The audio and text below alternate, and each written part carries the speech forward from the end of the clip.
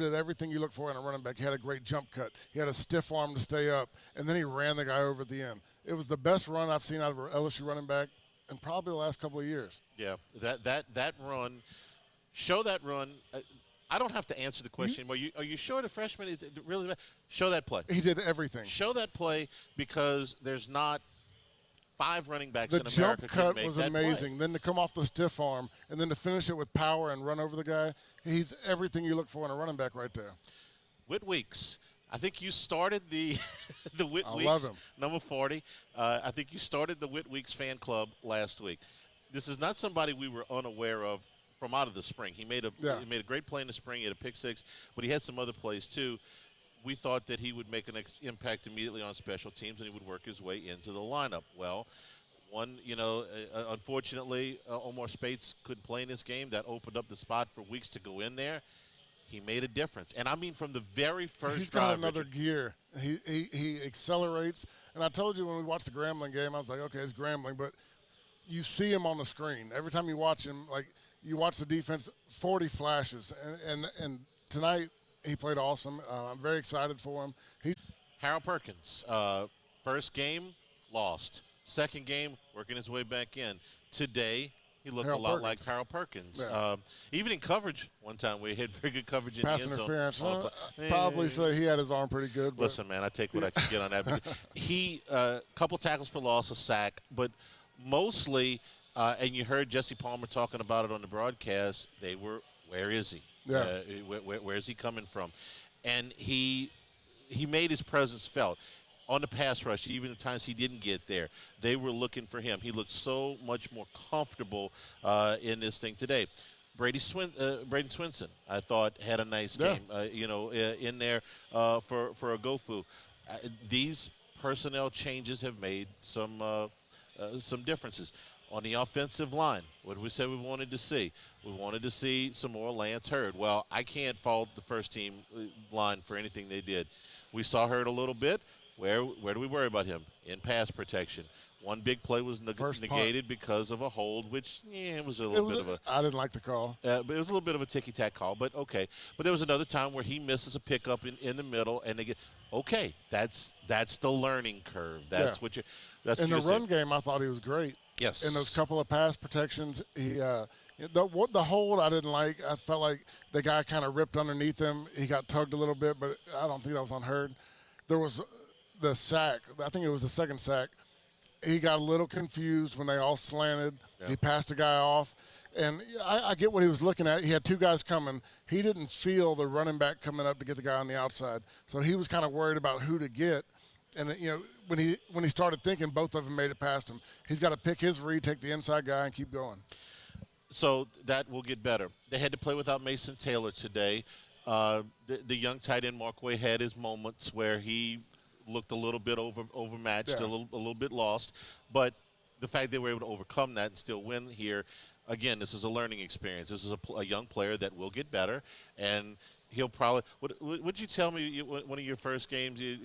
Auburn on the road. Yeah. My third game, my freshman year, starting on the road. Keith Singer had just gone out. And like I told it, I didn't get to go to the team movie with the team. The coaches kept me back to go over pass protection the whole night. Right. And it wasn't your best game. No. It was just – you had to learn a lot today. There's a lot on your mind, and it's tough, especially on the road in a crazy environment.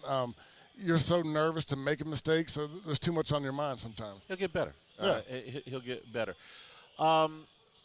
This game. So let's get to Mississippi State here for a second. And I really, if we were doing this show in Starkville, I'd really have to ask, what do you want to be as an offense? Because it seemed to me that at the end of the first half, when they went to 4 wides and they started running what's left of the air raid up there, they were a lot more comfortable, and then they got right back in the second half. They got right back in the same 11 personnel that LSU just shoved right down their throat. It seems to me, and this is understandable, predictable, if you will, when you try to make an offensive change from something as drastic as what Mike Leach did to something that is completely different. Not saying one's right or one's wrong, but the transition period is different. Difficult. We saw this at Arkansas when they went from, even with a year in between, Bobby Petrino to Brett Bielema. Offensively, those two gentlemen couldn't be any more different philosophically. Well, this is it went a lot worse when it was from Bielema to Chad Morris. Well, but when they had Petrino, and then they had the 1 year with John L. Williams was the interim coach, and then they brought Bielema in, they were changing drastically. This is a drastic change, and I put that a lot on the coaches to me, because in every situation I've been in on offense, when a new coordinator was coming in, we kind of meshed offenses. We didn't go hardcore, full sail change. We always meshed. Even if the plays were the same, the plays he wanted to run, we put them in the old terminology, because you're trying to keep the whole offense cohesive. Will Rogers, I've loved the kid. That was the worst game I've seen him play. I mean, he looked lost in the first half.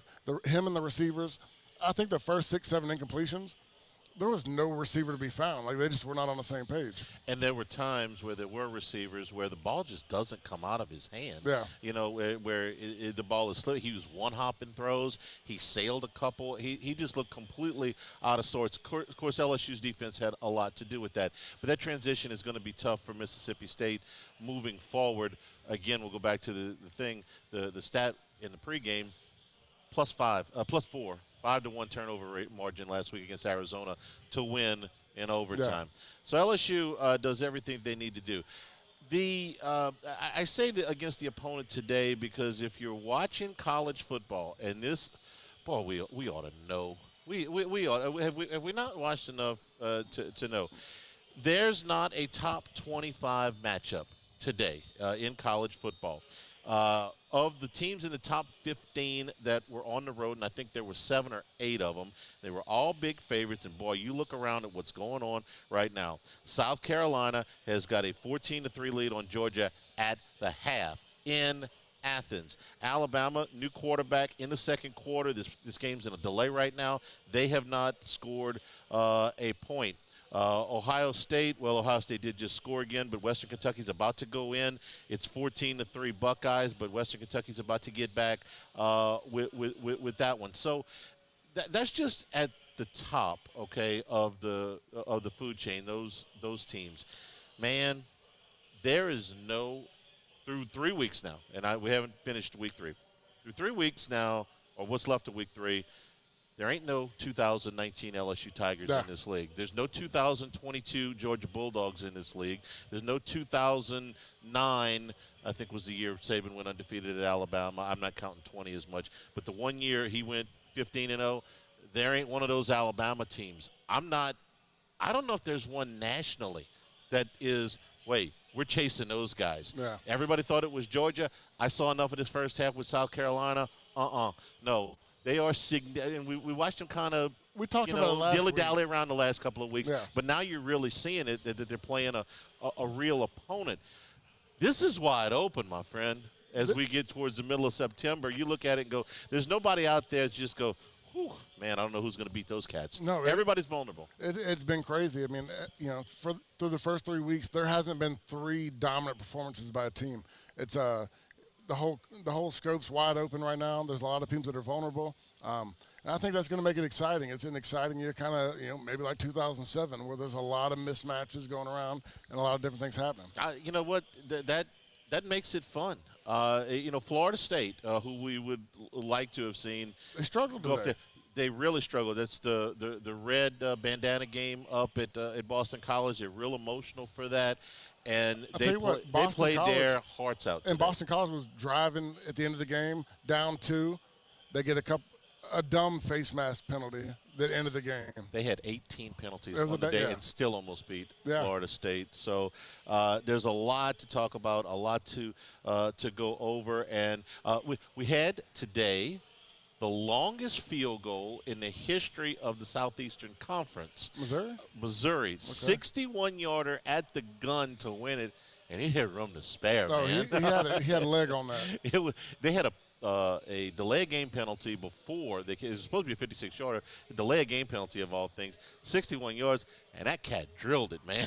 it was a beautiful thing to watch those fans pour out onto the field. This is college football, man. This is why we love it. Exciting year. 499-9898 is the number to call. We certainly want to hear from you this afternoon as we will take your phone calls. Like I said, a lot to get to. We're here at Rouse's Markets. Don't forget about the Rouse's brand of products. The best quality products at the best price compared to leading national brands that Rouse's Market sells, but at a lower cost. Most of all, the Rouse's Market brand is made right here at home. Rouse's travels the world, too. They personally, we sit here. They bring us stuff to taste. They bring us stuff to try every week. I'll guarantee the quality of the brand. The Rouse's Market's name is on the label. You can trust that it's good. This is Eagle 98.1 Game Day.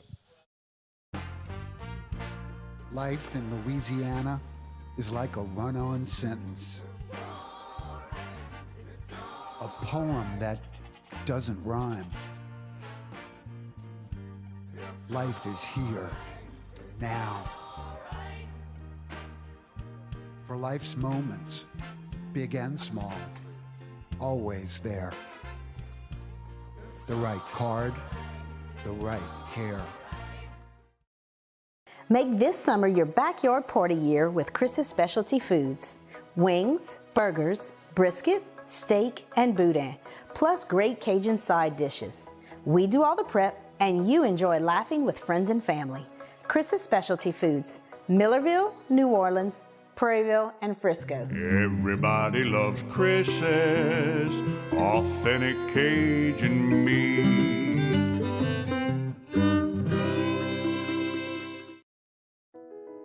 I've been doing business with Luba for 25 years. They're dependable, trustworthy. It's just the attention to detail with our clients. Our folks have years and years of experience. They're highly trained professionals. But many companies have that asset. What I'd like to think makes Luba a bit different is that we use those talents in a way that truly is dedicated to serving the needs of the folks who depend on us. Dylan Cruz here to tell you about Six Rings Baseball and Softball Camp. If you live on the North Shore and play ball, go to Six Rings Camps with former LSU assistant coach Dan Canaveri. His knowledge is second to none, and your child will improve and have fun doing it. Camps were held at Coquille Park and Six Rings Academy in Covington with 4 sessions over the summer. Full day and morning only sessions are available from ages 7 to 13. Go to sixringsbaseball.com or call 985-206-9096. Learn the game to love the game. Scooncha, fall in the air. Fall is right around the corner, which means fall fishing is, which means it's time for you to take your boat to the next level with front-to-back boat service in a bunch of different ways. You want a custom stair job, you can have a ton of fun out there on the water. They can do that. What about a spot lock trolling motor? So you stay right where you need to in casting lines. Or sonar that's let you see the fish under the water before you cast. All of your maintenance needs as well. For 38 years, they've been at it and will continue to do so. The Sherman family of front-to-back boat service. Gulf Coast Office Products is a nationally recognized Savin office equipment dealer based right here in Louisiana. Over 100 employees strong, Gulf Coast has the boots on the ground to support all vertical markets from education, engineering, legal, and finance. With the latest in office technology from desktop to production segment units, Gulf Coast and Savin have the perfect fit for you. Call 225-756-2644. That's 756-2644 for Gulf Coast Office Products.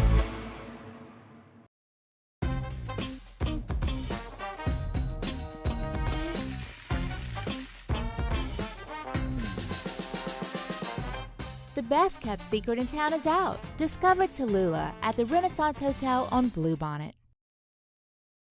At Relief Windows, we're more than windows. We're windows, doors, hardy plank, and vinyl siding. But our #1 product is always customer satisfaction. Visit us online at reliefwindows.com. Gulf Coast Bank and Trust is giving our customers the power to bank anywhere, anytime during this challenging event. And we're right there with you. Our mobile banking app is a smart way to manage your money and time. Gulf Coast Bank and Trust, the bank that cares about you. Follow us on Twitter at 1045ESPN to cast your vote in the Citizens Bank and Trust poll of the day. Vote daily inside Off the Bench, live at Eagle 98.1.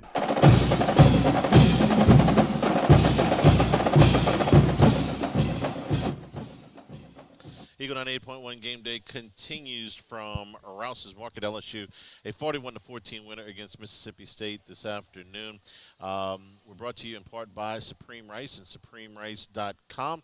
Support our Louisiana farmers. You can get Supreme Rice right here in Rouse's. You can get it at wherever you buy rice, buy Supreme Rice. Support our Louisiana farmers. You know, they've been at this for over 90 years. It's from down in southwest Louisiana near Crowley. All of our Supreme Rice grown, milled, and processed in southwest Louisiana. So whether it's the brown, the long grain, the medium grain, or the jasmine, make it Supreme Rice for your jambalayas, your etouffees. Look, it's going to be a fun day out tailgating next week. You can do it for that. Your gumbos later in the season, your red beans and rice, make it with Supreme Rice. And Supreme Rice is part of the Climate Smart program. This is ensuring that future generations of Louisiana farmers will be able to benefit from things that our current generations are. We're talking about emissions, reductions, and water conservation. So make it Supreme Rice the next time you are buying rice. For more information, go to SupremeRice.com. Brian Kelly, following LSU's 41-14 win in Starkville. Was just, I think from my perspective, prepared and excited about playing on the road against a quality opponent. Just loved the way they thought about this trip. It's a hard trip, right? And so, you can look at it as, an early morning start, an hour bus ride, or you can look at it as a great opportunity and play in an SEC venue and be the first game on TV today, and then be the first group back in Baton Rouge tonight and relax. So our guys just thought about it. The way we presented it to them was, let's get in, let's treat this like a business trip, and let's be the first ones back in Baton Rouge tonight and enjoy a Saturday night, which they don't get many of those. So I just like the way they thought about it, and then they executed very well. Obviously, Daniels and Neighbors hooking up to the level that we've all wanted to see. We saw that tonight and today, and that's certainly fun. If that continues to show itself, we're a pretty good football team. Defensively, there were many questions. People talking about we can't stop the run, we can't do these things. It's just a matter of getting a lot of young players and a lot of new players playing together, and it's just a matter of time. They're getting better, and we saw that today. 499-9898 is the number on the LeBerge hotline. Kelton is in Birmingham. Starts us off. Kelton, good afternoon. Welcome into the show. It's Keaton, like Michael Keaton. Oh, sorry. Okay, they sent me Kelton. That spell check's a tough thing, man. All right, Keaton, what's going on? How y'all doing, gentlemen? Good. Great. I want to say this, man. I want to take this time out. Do I have an echo or something going on? Well, I can hear you. Go ahead. Okay, so I want to take this time to apologize to the chat, to the Bayou Ford chat, for all the Jaden Daniels slander that I have been spewing in the chat for the last 2 weeks. Jaden Daniels is all right with me if he's doing that. If he's throwing the ball and getting it out of his hands and letting the playmakers make plays, he's all right with me. Nuts can continue to develop. Okay, I like the way the ball is being ran. I'm loving watching Diggs and Jackson. I know Emory just needs a little time to get his feet under him.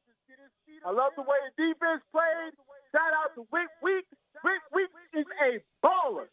He is going to be special. I like him. I like everything I saw today. I'm very excited. Okay? If that can continue, I like LSU's chances every week versus anybody. Y'all have a great afternoon, gentlemen. I got to get me a Jackson. All right. Thank you, Keaton. We appreciate it. That's how I felt after the game. I'm excited about everything. Jaden Daniels, I've talked about in the last couple of weeks. He's been a good quarterback. I wanted those throws in the tight windows, the deep ball. I wanted to give the receivers an opportunity. And today's everything you want to see out of a quarterback. I agree.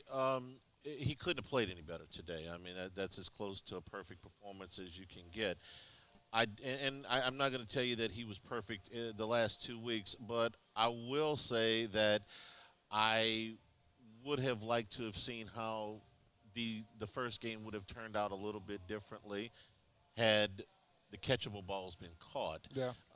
And listen, that's just when you get into a game in close quarters with somebody that's as good as you, and Florida State wasn't as good as LSU that night. They were better than LSU. You got to make every play, and they didn't.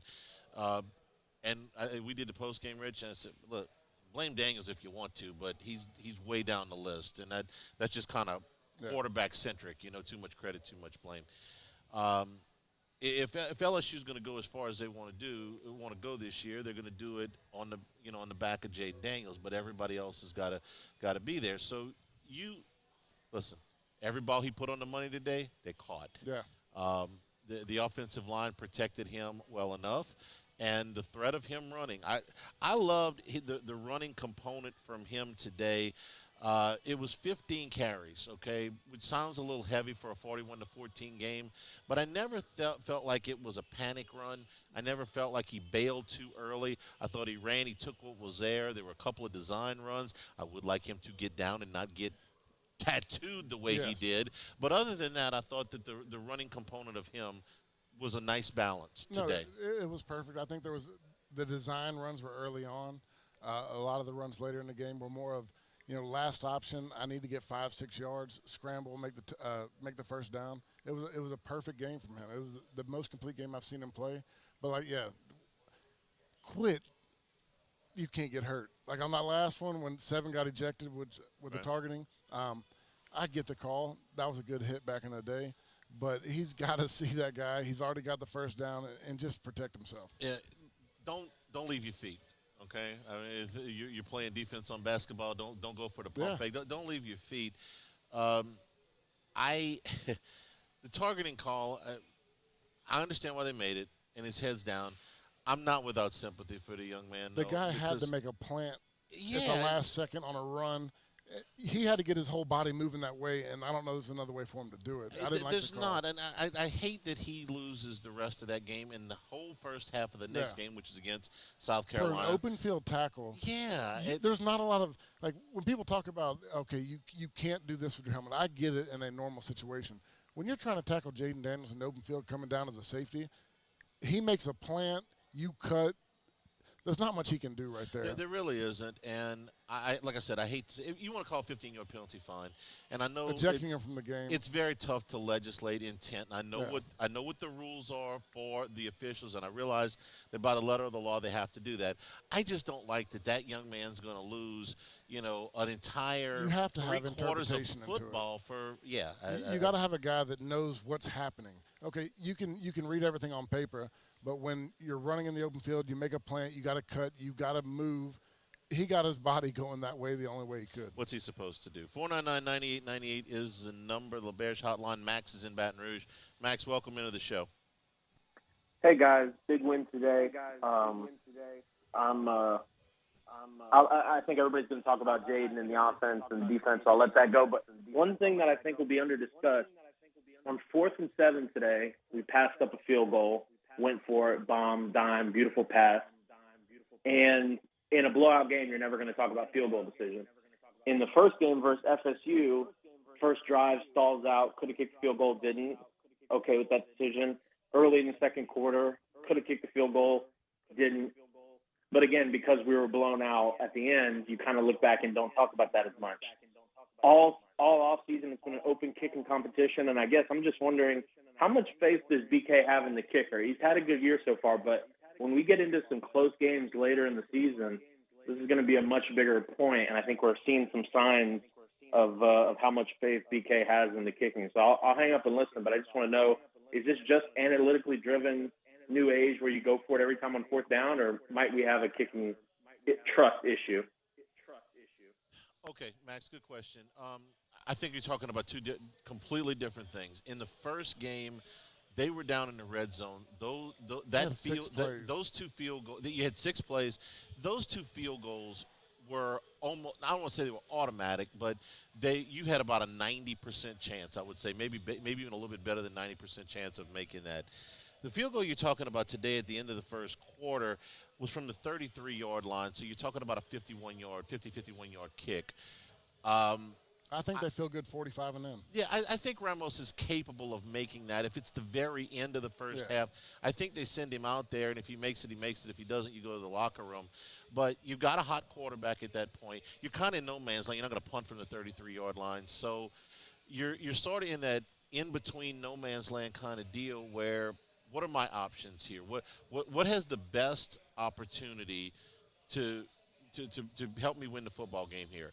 Take punt off the board from the 33-yard line. So now it's kick the ball or go for it. I'm just going to have to speculate here. Nobody knows for sure.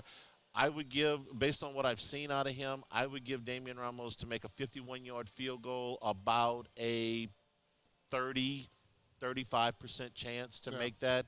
It's certainly not. I can't tell you, and you may quibble with my number. That's fine. But it's certainly not more than 50%. So what are your chances to make 4th and 7? Well, again, I don't think it's 50%, but I think it's higher than if I had my choice today against this defense, given what they had done so far, what is the higher percentage play, completing a 4th down and 7 or kicking a 50 to 51-yard field goal? I would tell you that today, the way Jaden Daniels was playing, the way Malik Neighbors was playing, given the way the game was going, and not for nothing, but I got a lead to play with here. I got a 17-point lead to the play. way your defense was playing. I think the higher percentage. Yes, exactly. I think the higher percentage play today was to go ahead and go for it from that point on the field. I will hear an argument a lot stronger in the other direction from the first game, where I think you and I both said on the post game, the first time, you go for it every time. Go for it, yeah. The second time, I'm going to get some points. I'm not going to go down there twice and not get points. Was it analytics driven? I don't think it was as much analytics driven as it was personnel. It was personnel driven today. Okay, you have a hot quarterback, you got a hot receiver. Ramos's career long, I think, is 47 yards. So I'm not saying he can't make a 51-yard. I'm sure he can. But are the percentages with him to make that? I say no. He's seeing man coverage in every third down situation. But he felt confident in their call. But he brings up a good question, Rich, because there's going to be one that's going to be on the line at some point.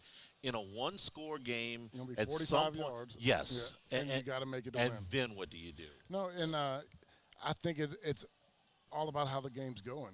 You know, in this game right now, the first 3 or 4 drives, I think Mississippi State went 4 out of the first 5 drives, 3 and out. They were stopping them. They weren't getting any momentum. First play of the game, they got a 10-yard pass. That was it for the first 5 drives. They didn't have another drive until they broke the one for 52. So when you're sitting right there and the way you're moving the ball, you drove straight down the field, I think that, he's playing with confidence right there. He knows the defense is looking good, and he felt better about the 4th and 7 shot down the sideline than he did the field goal. You're playing 2 overcards against a pair? It's all about field. Man, it could go either way. 499-9898 is the number to call from Rouse's Market. This is Eagle 98.1 Game Day. When it comes to ending cancer, we push forward, always working together for you. That's why our cancer experts at Ochsner have clinically integrated with MD Anderson Cancer Center. This means advanced cancer care, including access to life-saving clinical trials and integrating care to treat the whole you. Introducing Ochsner MD Anderson Cancer Center. Long live you. The importance of doing this Fortified program and offering it to people down here is, number one, the only real chance you're going to get to do this is when you put on a new roof or build new. And through companies like HUDCO, who's kind of leading the way in this thing, it's going to offer the customers a huge advantage in the insurance market and the price of their insurance. We're not looking to make a fortune off fortifying. We're trying to give you a better product than our competitor at the moment. I'm trying to do something that he can. I'm trying to give you something better. So a lot of these insurance jobs, you're getting a re-roof, you're only paying your deductible. Let's sit down and talk about the Fortified and let's see what it does to your insurance premium. You're getting a steal. Yeah. You're getting a brand new roof and a Fortified certificate for your deductible, essentially. And I think we're rocking and rolling.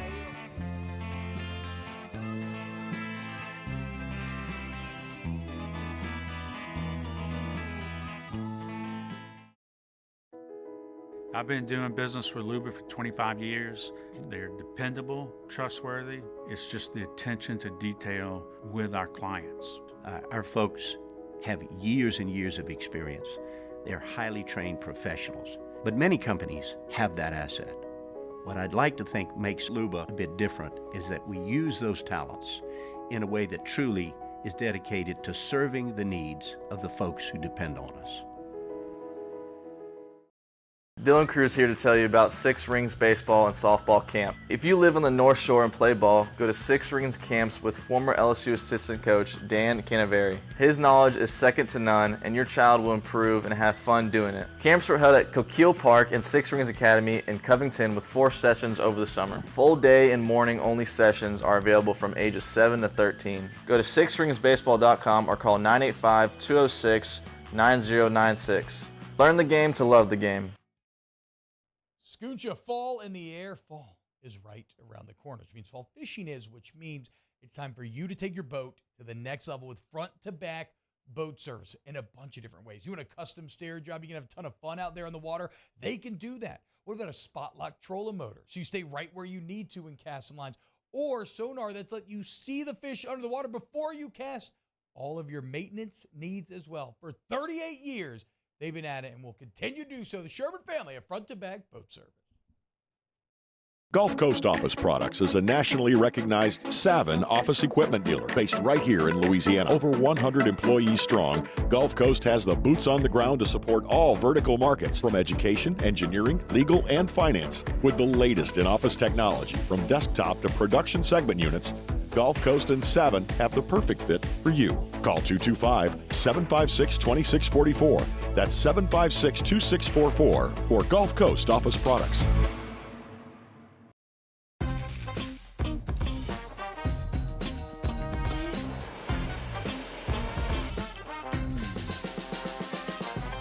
The best kept secret in town is out. Discover Tallulah at the Renaissance Hotel on Bluebonnet. At Relief Windows, we're more than windows. We're windows, doors, party plank, and vinyl siding. But our number one product is always customer satisfaction. 98.1.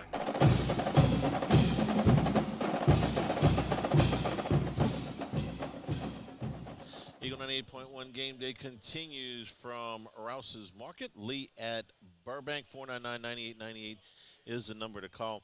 Richard, I didn't think about this, but when you said it, Jaden Daniels went on a run here. Let's see. He wasn't the quarterback on all 10 of the touchdown drives against Grambling, but I think he was the first 7 or 8 there. And then the first drive today, field goal. Second drive, touchdown. Third drive, touchdown. The fourth drive, they finally punted. So that was somewhere in the area of 13 straight drives they had scored, and all but one was a touchdown. And then after the one punt, they got another touchdown. Then the end of the half, they got a field goal the first drive of the second half, a touchdown drive after that, a touchdown the drive after that. Then he was done for the day. So we'll look at this as something in the area of 12 or 13 drives in a row that he Every scored. drive. And then forget about the end of the half. Yeah, that one punt in the last 2 games. It's pretty good. That's awesome. That's pretty good. Now, we spent the whole week when we were talking about this. Okay, it was Grambling, all right? You had an overmatched opponent. This is a Southeastern Conference opponent. This is a conference game on the road. Don't take any of these for granted. We're going to spend, trust me, I had the Missouri-Kansas State game on, which was on the side of this, which was a phenomenal game, by the way. Not just the end. The whole game was phenomenal. You go to Columbia, Missouri here in a couple of weeks, don't take that one for granted. They are a pain in the butt to play up there. LSU lost the last time they went. That was the COVID year. Under Eli Drinkwitz, they've played 8 games as home underdogs in 3 years. They've won 6 of them. Okay, I'm sorry. They've covered 6 of them. They've won 4 of them outright. Okay, and they shook the hell out of Georgia last year in a game that they could have won. So I don't want to take conference games on the road. You never take a conference game on the road for granted. So I suspect that Mississippi State is going to struggle this year. Yeah. We said that in the preseason because of it's understandable. The circumstance. Zach Arnett has been put in a very difficult position. He's taken over for a coach that passed away who, on top of that, ran a unique style. There wasn't I mean, God bless, nobody else ran exactly. I mean, Yeah. other people ran the air raid, but nobody ran it exactly like Mike Leach. So when you come in there and go, hey, listen, we've been running Mike Leach's stuff for 3 years, but Mike Leach isn't here anymore. We gotta do what we do best. And making everybody make the transition over is necessary, but it's hard. You know, I hate to question him, but I mean, in every situation, like I told you off air, in every situation I've ever been involved in with changing offensive coordinators, you merged offenses. You either kept terminology, ran different plays, but you got guys lined up. I mean, you got 40 guys that got to know exactly what's going on by terminology. And the way I heard it today on the sideline, you know, Leach's plays were like A6. Everybody knew what was going on. And now they're more a more pro-style offense, a lot of different terminology. And when Will Rogers is talking about, I had to go home and just study the offense and have to reread it and read it in the mirror and try to figure out how to make every call done to the line. It's a big change. I don't get why you make that drastic of a change. I've never seen it done like that. I don't know that anybody else could run an offense the way Leach runs it. No. He had an index card. He had an index card. What looked like the most complicated offense you've ever seen in your life, he had on an index card. He could make everybody understand what he said. Jesse Palmer did the deal. Of course, he played professional football for a while. He says, you get to the NFL and it's A right, 12 sucker, 2 go, dragon smoke. Kill a whole nother play. Yeah, kill 20, and I can barely keep up with it listening to it, much less decipher. And I know that everybody's got that means something for every different group. For a quarterback, it's tough. Like as Very a tight end, I knew what part I had to listen to. Yeah. So he starts calling it out. I'm like, all right, that's the formation. And then I'm listening to the one thing that talks to me. I don't know what everybody else is doing. But now as a quarterback making that change, when you've been doing it for – how long has he been at State? 4 or 5 years with the COVID deal? It was Rogers, this 4 years, I think. Okay, so making that change, that's tough. I mean, I kind of feel bad for him because, we've always, like I told you, we merged. We kind of, met in the middle. That's completely different. It's hard. 499-9898 is the number on the LaBerge hotline. Robbie is in Baton Rouge. Robbie, welcome into the show. Hey guys. Two quick questions. Watching the game and watching Logan Diggs, watching the way he runs, the way he protects, picks up the blitz, and the way he catches the ball out of the backfield. And I even looked at their height and weight. I mean, he is a carbon copy of Joe Adai, I think. I want to get your thoughts on that. And then the next question is, do you think in games like this that Kelly should pull the plug on some of the ones a little sooner? That's it. Thanks a lot, and go Tigers. Thank you, Robbie. You played with Joe Adai. This is right in your wheelhouse. I think he is very similar to Joe Adai. I need to see more of him to call him Joe Adai. Joe Adai was unbelievable what he did. He was one of the strongest backs I've ever seen in a smaller body. The way he chipped people feared him coming off the edge. But they're very similar. When you said that, I'm like, that's who I see a version of.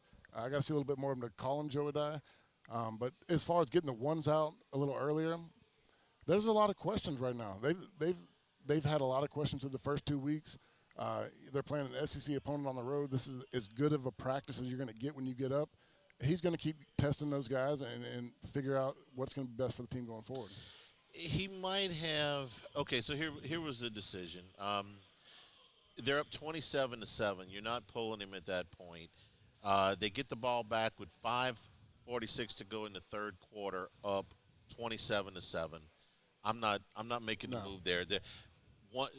Let's say he did, okay, and there's a mistake on offense, turnover, pick six, touchdown, fumble, touchdown, whatever. And I'm not saying Garrett Nussmeier would have definitely done that.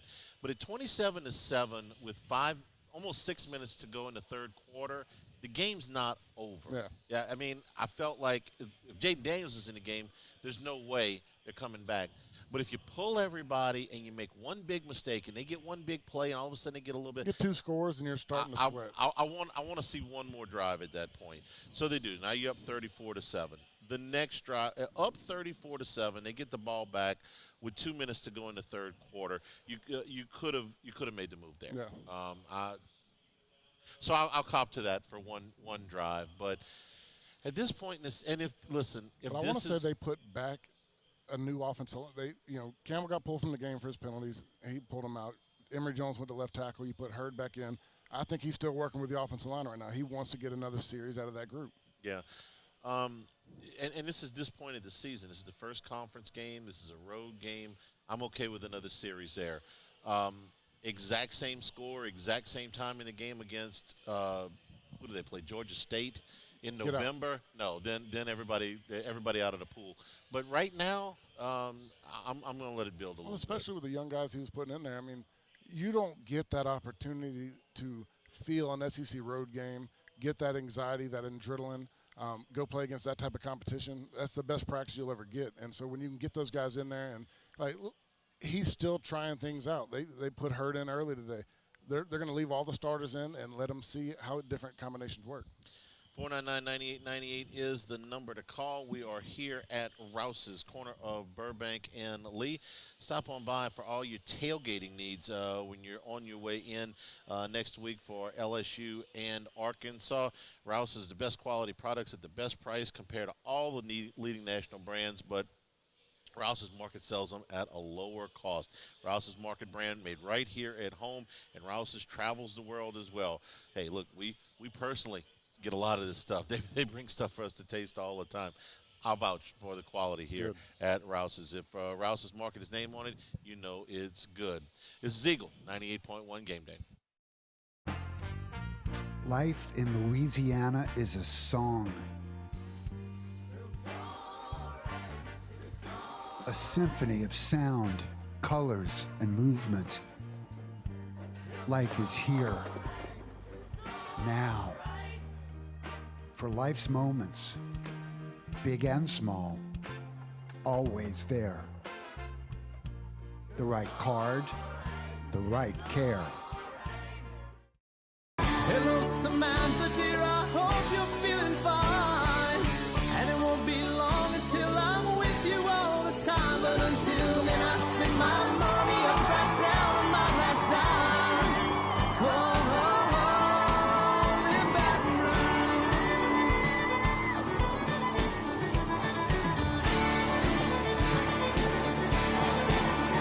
I'm ready, what you put me on through. Gotta send my love down to I've been doing business with Luba for 25 years. They're dependable, trustworthy. It's just the attention to detail with our clients. Our folks have years and years of experience. They're highly trained professionals. But many companies have that asset. What I'd like to think makes Luba a bit different is that we use those talents in a way that truly is dedicated to serving the needs of the folks who depend on us. Dylan Cruz here to tell you about Six Rings Baseball and Softball Camp. If you live on the North Shore and play ball, go to Six Rings Camps with former LSU assistant coach Dan Canaveri. His knowledge is second to none, and your child will improve and have fun doing it. Camps were held at Coquille Park and Six Rings Academy in Covington with 4 sessions over the summer. Full day and morning only sessions are available from ages 7 to 13. Go to sixringsbaseball.com or call 985-206-9096. Learn the game to love the game. Scooncha, fall in the air. Fall is right around the corner, which means fall fishing is, which means it's time for you to take your boat to the next level with front-to-back boat service in a bunch of different ways. You want a custom stair job, you can have a ton of fun out there on the water. They can do that. What about a spot lock trolling motor? So you stay right where you need to in casting lines. Or sonar that's let you see the fish under the water before you cast. All of your maintenance needs as well. For 38 years, they've been at it and will continue to do so. The Sherman family of front-to-back boat service. Gulf Coast Office Products is a nationally recognized Savin office equipment dealer based right here in Louisiana. Over 100 employees strong, Gulf Coast has the boots on the ground to support all vertical markets, from education, engineering, legal, and finance. With the latest in office technology, from desktop to production segment units, Gulf Coast and Savin have the perfect fit for you. Call 225-756-2644. That's 756-2644 for Gulf Coast Office Products.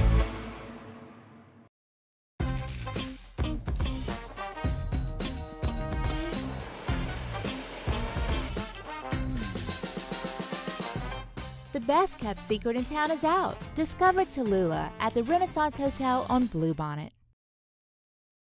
At Relief Windows, we're more than windows. We're windows, doors, party plank, and vinyl siding. But our #1 product is always customer satisfaction. Visit us online at reliefwindows.com. Oh, by the way, we do shutters too.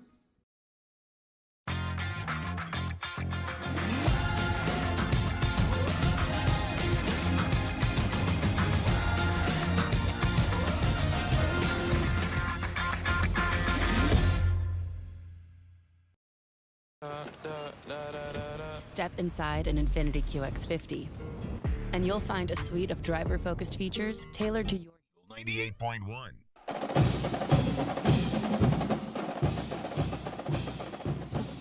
Eagle 98.1 Game Day continues from Rouse's Market. LSU wins it by a score of 41-14. Before we go back to the phone lines, 499-9898 is the number. I want to run some numbers by you, Rich. Let's see if you can guess what these numbers signify. The first number is 0. What does that signify? No score. Yeah, but for who? I wouldn't have thought Alabama. 0 points for Alabama. Let me give you another number. 5. What is that number? 5 pass attempts?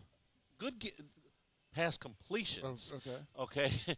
Also, the number of minutes left in the first half. 4. 4.5, almost Okay. 5, like 4:48. Okay, Tyler Buckner in for Jalen Milroe, 5 for 14 for 34 yards. Alabama's run for 44 yards. This is 78 yards, 0 points in 25-plus minutes of football against South Florida. Okay, they're in Raymond James Stadium, but they ain't playing the Buccaneers. Okay, You'd think so. You asked a good question. I don't have the answer, but I did look up one. So when's the last time Alabama went scoreless in the first half? And my immediate thought was the 9-6 game in 11. Yeah. Was it scoreless at the half? I had to look it back up. I had forgotten what the halftime score was. It was 3-3. So that's probably – I'm going to do this without looking. Probably the last time Alabama went a half without – now, they got 4.5 minutes to go. So they look terrible. This is the worst. They look terrible. I've seen not ever, but seen Alabama in a long time. You go back though.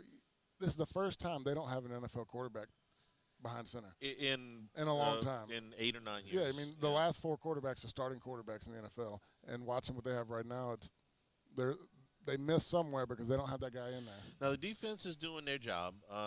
South Florida's got a little over 100 yards a total offense, so the defense is fine. But, and I was the first one to say, listen, Jalen Milroe, you're not going to be able to throw the ball the way you want to. But he does provide a running component that is very difficult to defend, and he can throw the long ball. Buckner's just been awful. He looks scared. He looks terrified. Yeah. He really does. All right, let's go back to the phone lines, the LeBear's phone lines. Jonathan is in Baton Rouge. Jonathan, welcome into the show. Yes, I just want to say go Tigers. And yes, sir. Couple of weeks ago, we was some of us was questioning, well, the LSU had enough talent to do it. But that question should have been answered by now. It's just a matter of fact of getting them ready to play the game. And I like to give kudos off to the coaches, man. Y'all did an outstanding job. Talk to you all again. Thank you, Jonathan. I didn't coach today. But, we appreciate that. They listen, though. We want 40 in there. 40 played great today. He really did. Savion Jones had his best game. We've been waiting for him. We heard a lot about him in the offseason. He got in there early, disrupted. I liked everything I saw today. The guys just flew around. Perkins got involved a lot. Even in coverage. Everybody talks about we're not worried about coverage. He covered down the field well. It was an all-around, to me, the most complete game I've seen LSU play under the Brian Kelly area, especially in the first half. Didn't Perkins look a lot more comfortable too? Oh my gosh, he looked like he was playing free again. Even like there's still more stuff he's doing. They're putting him out there. I saw where they motioned the guy back out. He was covering the wide out all the way out. But when he got to the edge, when he had a pass breakup on a fade, and then made a pressure the next down. That's the most versatile type of things you can talk about seeing. When you have that kind of talent, we've been watching Deion all week, right? Yeah. Okay. Deion Sanders played the game with a swagger that very, very few people have ever played. Imagine if you had put Deion Sanders at deep safety. Okay. Now I'm sure he would have still been an excellent player. Yeah. Where Deion thrived was, you give me a cat to cover and he ain't catching the ball. Deion told you he didn't want to tackle. He just wanted to prevent the ball from getting there. Right. So what? They didn't make him tackle. Exactly. Who's your best receiver? Deion, you got him. We're done talking about that. We'll go focus on everything else. Defense everywhere else. And so with Perkins, and you can tell he plays the game with a swagger, with an edge to him. Don't make him do what he's not comfortable doing, because, and it's a little bit too much. Okay, at times he's come close to getting flagged a couple of times for standing over guys and talking and all that. Right. But man, that's what makes him him. He plays the game. He doesn't think you can block him when he's coming off the edge. And you remember we talked about the bend, the Derek Thomas bend. Well, I'm talking about the very first series. They're going back to pass, and here he comes, and he does that little bend, and that tackle can't get to him, and Rodgers is off balance, and he one-hops the throw, and like, up. Perkins is back. Perkins played better today than the stats are going to read. He affected the pass all night long. He got back there, created pressure, made Rodgers hurry. It was everything we've been waiting for. It was what we wanted to see from an elite defensive player. Alabama just caught a break. They get a turnover deep in South Florida territory, and immediately they run a pass play, and Buckner gets put on his rear. Because they're not blocking. Everybody's going to blame the quarterback. They got a young offensive line as well. There's left tackle's a freshman. Yeah, there's a lot of issues there. It's not just a quarter. The quarterback's not helping matters any, but it's not just him. It's probably the youngest offense they've had in a long time. I think there's a couple of sophomores. I know the left tackle's a true freshman. He was a big-time recruit everybody wanted. But you talk about big offensive linemen. They got 3 of their front 5 that are over 350. I mean, they're the biggest offensive line out there, but they got a lot of growing to do. And you're talking about the mental growth. Oh, mental's everything. That's where they're trying to get. Now Georgia has righted the ship a little bit. They've scored twice in the third quarter. They lead South Carolina 17-14. About 2 minutes to go in the third quarter, but they have certainly been given all they want today. Spencer Rattler early with some success. We talked about it in the first couple of games. They won big, but it was like they kind of sputtered to get there. This is the first test, and I think Georgia's still questionable. Blimp is in Baton Rouge on the LaBerge hotline. Blimp, welcome into the show. Hello. Yeah, I just want to let y'all know, I think the last time Alabama was scoreless in the first half, they were also scoreless through the third quarter when they played LSU, I think in 2016, when Jalen Hurts scored early in the fourth quarter, and they kicked a field goal and won 10-0. Yeah, good call there. My mind immediately went to the 11 game. Yeah. But no, you're absolutely right. Jalen Hurts made a play late in the game, and Alabama ended up winning the game 10-0. Didn't he come into the game with like a hamstring or something? We were worried about him scrambling, and then he ended up making plays late with his legs. Yeah, they had 3 holding penalties on the play, none of which were called. Yeah, and he got loose. I can see the run clearly now. Yeah, and it was that 16 or 18? I want to say it was Danny Etling was the quarterback. Yeah, it was. Yeah. It's 16. Very good call, Blimp. Very good call. We forgot about that. Now they are down. They should score here. It's 4th and goal, so I'm guessing they take the field goal. I'd like to do the Alabama post-game show. They're taking a field goal. They get it at point-blank range. I think they got the ball to 20. I've done bad radio shows. That one might be tough. I think they got the ball to 22, maybe the 24-yard line, and they got a first down, and then the drive stalls. So this is a 30-yard field goal, and they make it. I guess they made it. Okay, 3 points. 3-3 without a touchdown. But I'm pretty sure Blimp is right there on that 2016 game. 499-9898 is the number to call. We'll take a break. This is Eagle 98.1 Game Day. It was a humid day. Barefoot children play, looking for that summer shade. Time just slips away. Oh, Louisiana, some kind of hold on me. like cypress stumps. Your roots are planted deep inside of me. I've been doing business with Luba for 25 years. They're dependable, trustworthy. It's just the attention to detail with our clients. Our folks have years and years of experience. They're highly trained professionals. But many companies have that asset. What I'd like to think makes Luba a bit different is that we use those talents in a way that truly is dedicated to serving the needs of the folks who depend on us. Dylan Cruz here to tell you about Six Rings Baseball and Softball Camp. If you live on the North Shore and play ball, go to Six Rings Camps with former LSU assistant coach Dan Canaveri. His knowledge is second to none, and your child will improve and have fun doing it. Camps were held at Coquille Park and Six Rings Academy in Covington with 4 sessions over the summer. Full day and morning only sessions are available from ages 7 to 13. Go to sixringsbaseball.com or call 985-206-9096. Learn the game to love the game. Scooncha, fall in the air. Fall is right around the corner, which means fall fishing is, which means it's time for you to take your boat to the next level with front-to-back boat service in a bunch of different ways. You want a custom stair job, you can have a ton of fun out there on the water. They can do that. What about a spot lock trolling motor? So you stay right where you need to in casting lines. Or sonar that's let you see the fish under the water before you cast. All of your maintenance needs as well. For 38 years, they've been at it and will continue to do so. The Sherman family of front-to-back boat service. Gulf Coast Office Products is a nationally recognized Savin office equipment dealer based right here in Louisiana. Over 100 employees strong, Gulf Coast has the boots on the ground to support all vertical markets, from education, engineering, legal, and finance. With the latest in office technology, from desktop to production segment units, Gulf Coast and Savin have the perfect fit for you. Call 225-756-2644.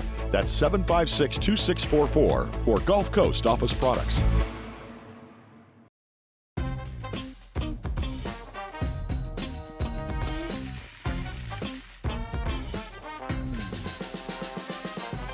The best kept secret in town is out. Discover Tallulah at the Renaissance Hotel on Bluebonnet. At Relief Windows, we're more than windows. We're windows, doors, hardy plank, and vinyl siding. But our #1 product is always customer satisfaction. Visit us online at reliefwindows.com. Gulf Coast Bank and Trust is giving our customers the power to bank anywhere, anytime during this challenging event. And we're right there with you. Our mobile banking app is a smart way to manage your money and time. Gulf Coast Bank and Trust, the bank that cares about you. Follow us on Twitter at 1045ESPN to cast your vote in the Citizens Bank and Trust Poll of the Day. Vote daily inside Off the Bench, live at lunch on Palmer. And after further review, Citizens Bank and Trust brings you the Poll of the Day via Twitter at 1045ESPN.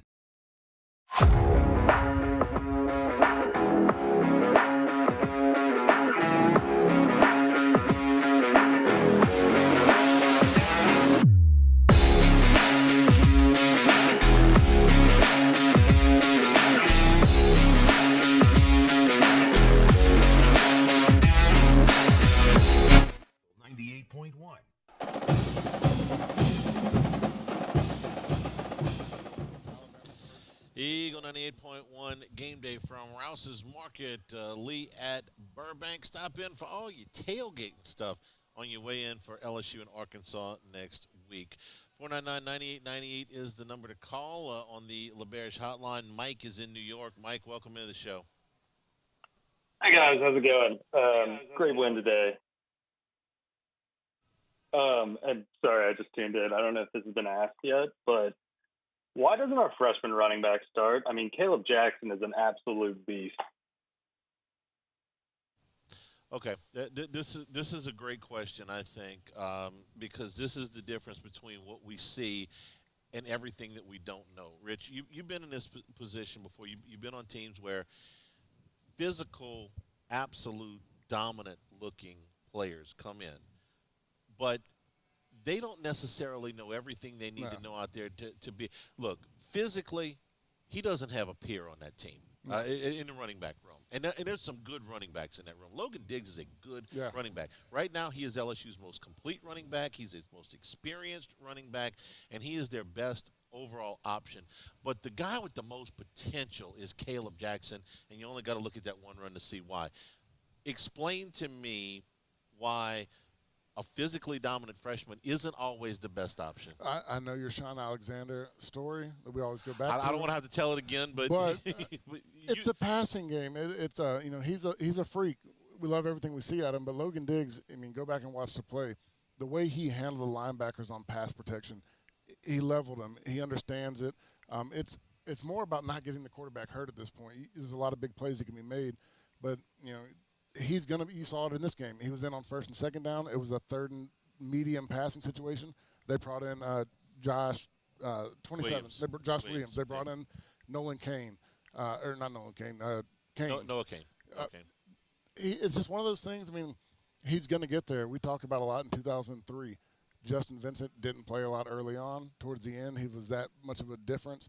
Yep. He learned it all. We always talk about midway through the season, you're no longer a freshman. He just has to get there. There's a few things that he's got to keep learning to pick up, understand the speed of the game, and they'll start trusting him with the whole offensive scheme. I got to tell you, I love what they're doing, the way that they're doing this. Yes, do I wish that Caleb Jackson could have 12 games or even 6 games of knowledge of the playbook and the scheme and college football experience just injected into him? Yes, but that's not reality. So did we see him very much in the first game? We did not. Just kind of on special teams. Did we see him a lot in the second game where they get the big lead? We did. Now we see him in a conference game. I'm not going to say that the game was completely over, but by the time he got in there, there were still some reps where he had first-team people in there. He came in when Coach Kelly said going in the half, we want to get the run game going. Right. We're going to see him, I think, a little bit more next week, a little bit more maybe the week after that.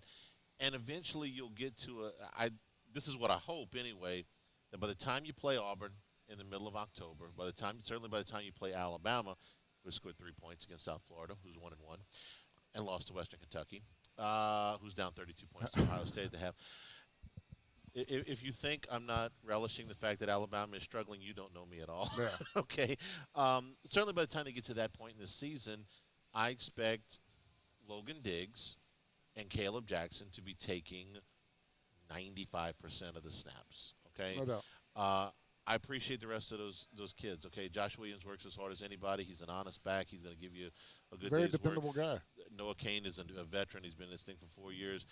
John Emery, I can't count on because I don't ever know when he's going to be there. But at least he's never quit. He kept coming back, kept fighting back. Looks a little bit out of shape to me, but okay.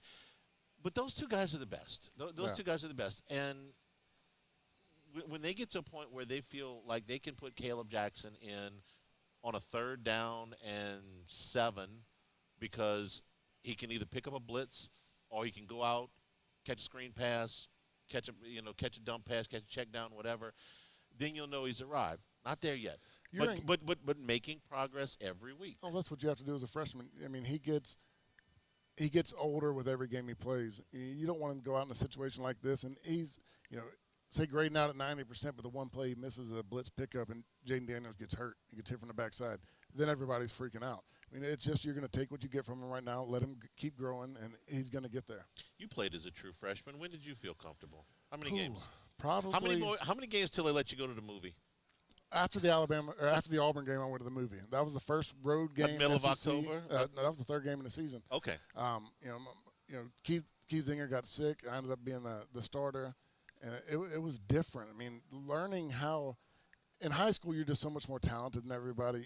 You don't have to know the whole defense. And then starting to get in there, I was freaking out. I mean, Jimbo Fisher and Josh Henson sat in the conference room with me all night going over pass protection. It was just something that I didn't feel comfortable doing, and they were trying to instill it in me. You realize that's going to be a thing now because I love that story. That's now code for when the freshmen are ready. Richard, can he go to the movie yet? Okay, that means they're comfortable.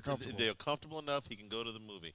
All right, let's take a look at what's going on around college football.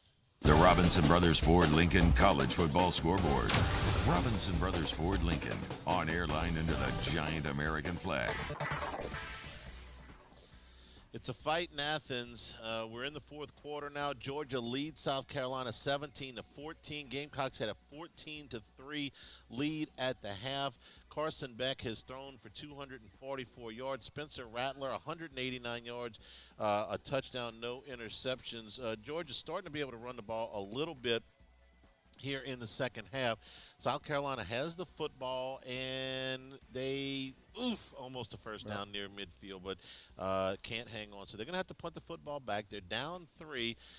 They're in there, Rich. I don't think that they're going to be able to finish. Yeah, Georgia looks like that they're taking control of this game a little bit in the third quarter. But you know what? When it's 17, one play. One big play. One play, one mistake, one turnover. South Carolina they're in it. South Florida and Alabama are tied at 3 with about 20 seconds to go in the first half. This has been an absolute disaster for Alabama. They have now changed. I don't know if they've changed quarterback. Ty Simpson's in. Tyler Buckner starting for Jalen Milroe. 5 for 14, 34 yards. 2.4 yards per attempt. Okay, so whatever Milroe's limitations were, Buckner was much worse because he's a worse passer, because he doesn't throw the deep ball well, not completing balls underneath, and he can't run. Can't scare you with the legs. So Alabama is now playing their third game. They're on their third quarterback. South Florida, by the way, 1-1. Their loss was to Western Kentucky, who's getting blown out of the shoe right now, and their win was against Florida A&M. This isn't South Florida. No, this is not Charlie Strong, South Florida. This is a very, very mediocre group that is giving Alabama all they want. And if Saban is the coach next year, I guarantee you he ain't ever going on the road to play a game like this. I can't believe that happened. I think they scheduled it when he was in Rome.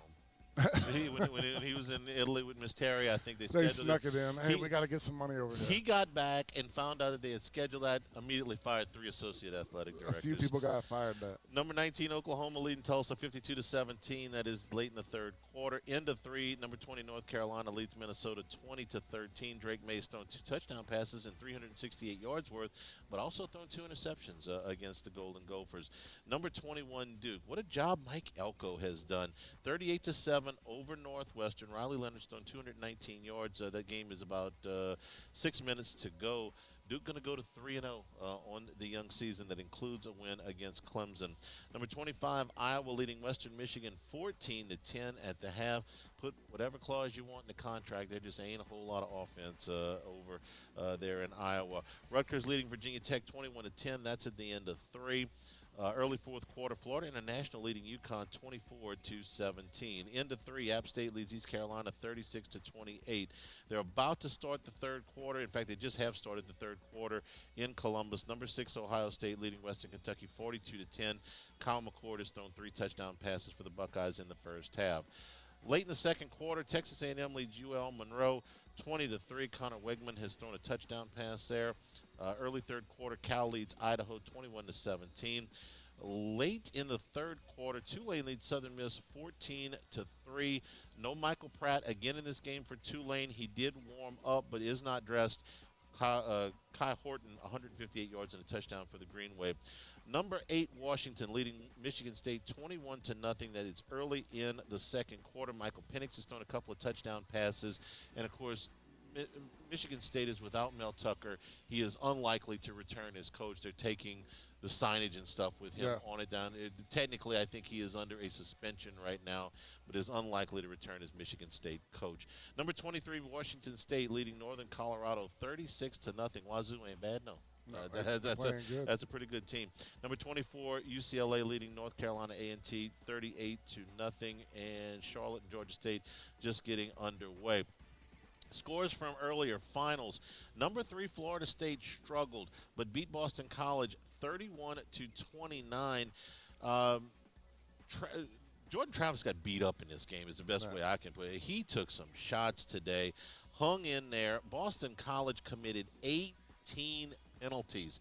And if they commit 14 penalties, maybe they've got a shot. If they go to 17, they're looking at an opportunity for a field goal.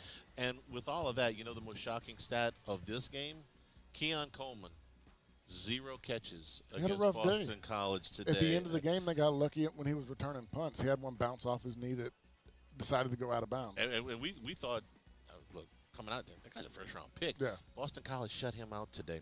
Number 7, Penn State, hard-fought win against Illinois. They win 30-13. Drew Allard, the new quarterback for Penn State, the freshman, very highly recruited player, finished things off today with a run that put it out of reach. He threw for 208 yards today. Number 9, Notre Dame wins today against Central Michigan, 41-17. Irish a little sluggish. This was 21-14 at the half. Look ahead spot. They got Ohio State coming to South Bend next week. Number 12, Utah beat Weber State 31-7. Maybe the game of the day. Missouri beat number 15 Kansas State 30-27. A 61-yard field goal at the gun to win this thing. It's the longest field goal for a team that was in the Southeastern Conference. Now, he didn't set the school record, but the school record was attained. I wonder what his career record was before that. He was 11 out of 15 from beyond 50 yards. Okay, now he'd missed a lot of short ones. Yeah. His percentage was actually higher from outside of 50 yards than it was from inside of 50 yards. So he's one of those guys. We've had guys like that in the past. Make the long putts, but miss some of the gimmies. Well, they're lining up for a 56-yard field goal with 3 seconds to go. Get hit for a delay of game penalty. Oh my! 61 yards. Send him out there. And let me tell you something. This cat drilled it. Okay, it had. Kansas State had the returner underneath the goalpost, ready for it, and kind of like an outfielder that's watching a home run ball. Move. So he's like, just kind of looks up like, and you can, if I could have read his mind, I'm just like, gee whiz, man, this cat drilled it. So that's the only thing that could have happened in a game where you're so excited you get a walk-off win. They're going to still talk about that delay game penalty.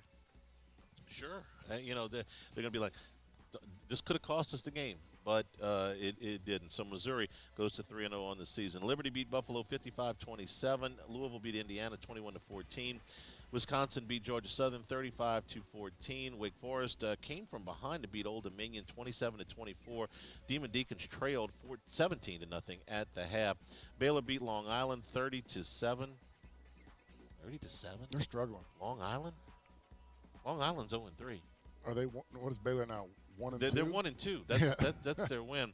Ohio beat Iowa State 10-7. This was another really good ball game today. Defensive struggle. Scoreless at the half. Ohio got an interception deep in Iowa State territory to open the second half. That led to the only touchdown that Ohio would score. They kicked a field goal in the fourth quarter and hung on to win 10-7.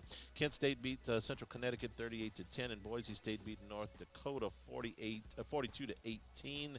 NC State over VMI 45-7, and Ball State beat Indiana State 45-7, and that is your college football scoreboard. They just replayed the Missouri game. He makes that from 70. He did. And look, it was wet. He makes that from 70. It lands way past the end zone. It wasn't a driving rain, but it was wet enough that one of the Missouri receivers dropped a very catchable ball late in the game, and it's like, well, it's wet, and everything. I'm thinking, and he's a right-footed kicker. He's off the left hash, okay? So he's got no draw to this thing, and I'm thinking, man, I know he's got a strong leg. They talked about his leg. He's got to make that, I don't know, 15% chance, 10% chance, less than 10% chance. At least that's what I thought watching him line up. Then I watched him hit the kick. It's like, oh, man, that guy drilled it. I don't care what he does the rest of the season. That kick has him a OTA tryout. All I know is I picked him to win yesterday, so he's got my vote. That's your college football scoreboard. 499-9898 is the number to call. We're at Rouse's Eagle 98.1 Game Day. Life in Louisiana is like a run-on sentence. A poem that doesn't rhyme. Life is here, now. For life's moments, big and small, always there. The right card, the right care.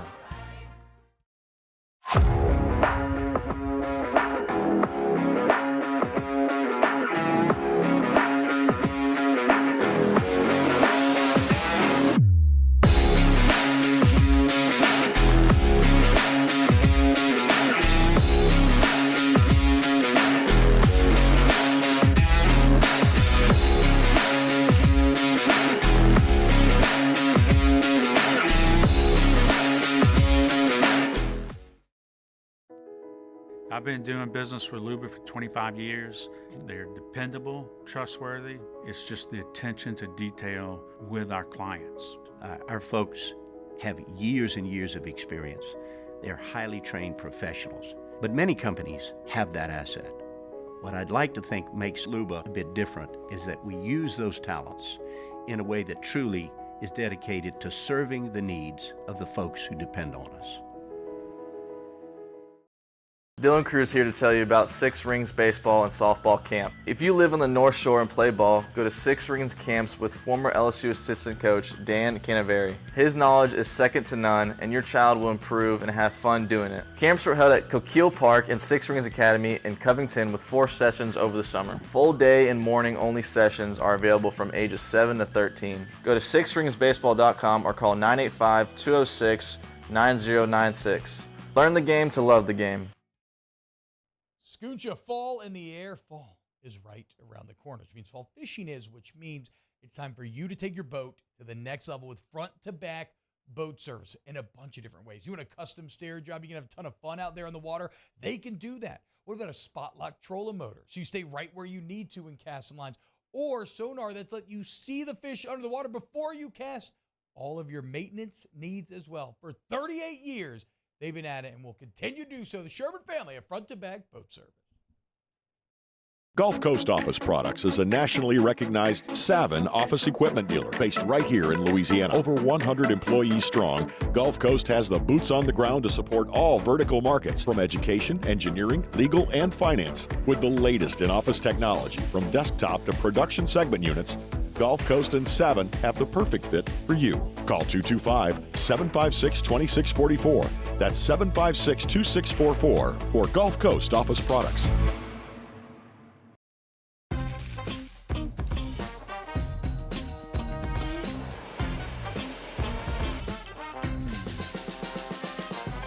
The best kept secret in town is out. Discover Tallulah at the Renaissance Hotel on Bluebonnet. At Relief Windows, we're more than windows. We're windows, doors, party plank, and vinyl siding. But our #1 product is always customer satisfaction. Visit us online at reliefwindows.com. Oh, by the way, we do shutters too.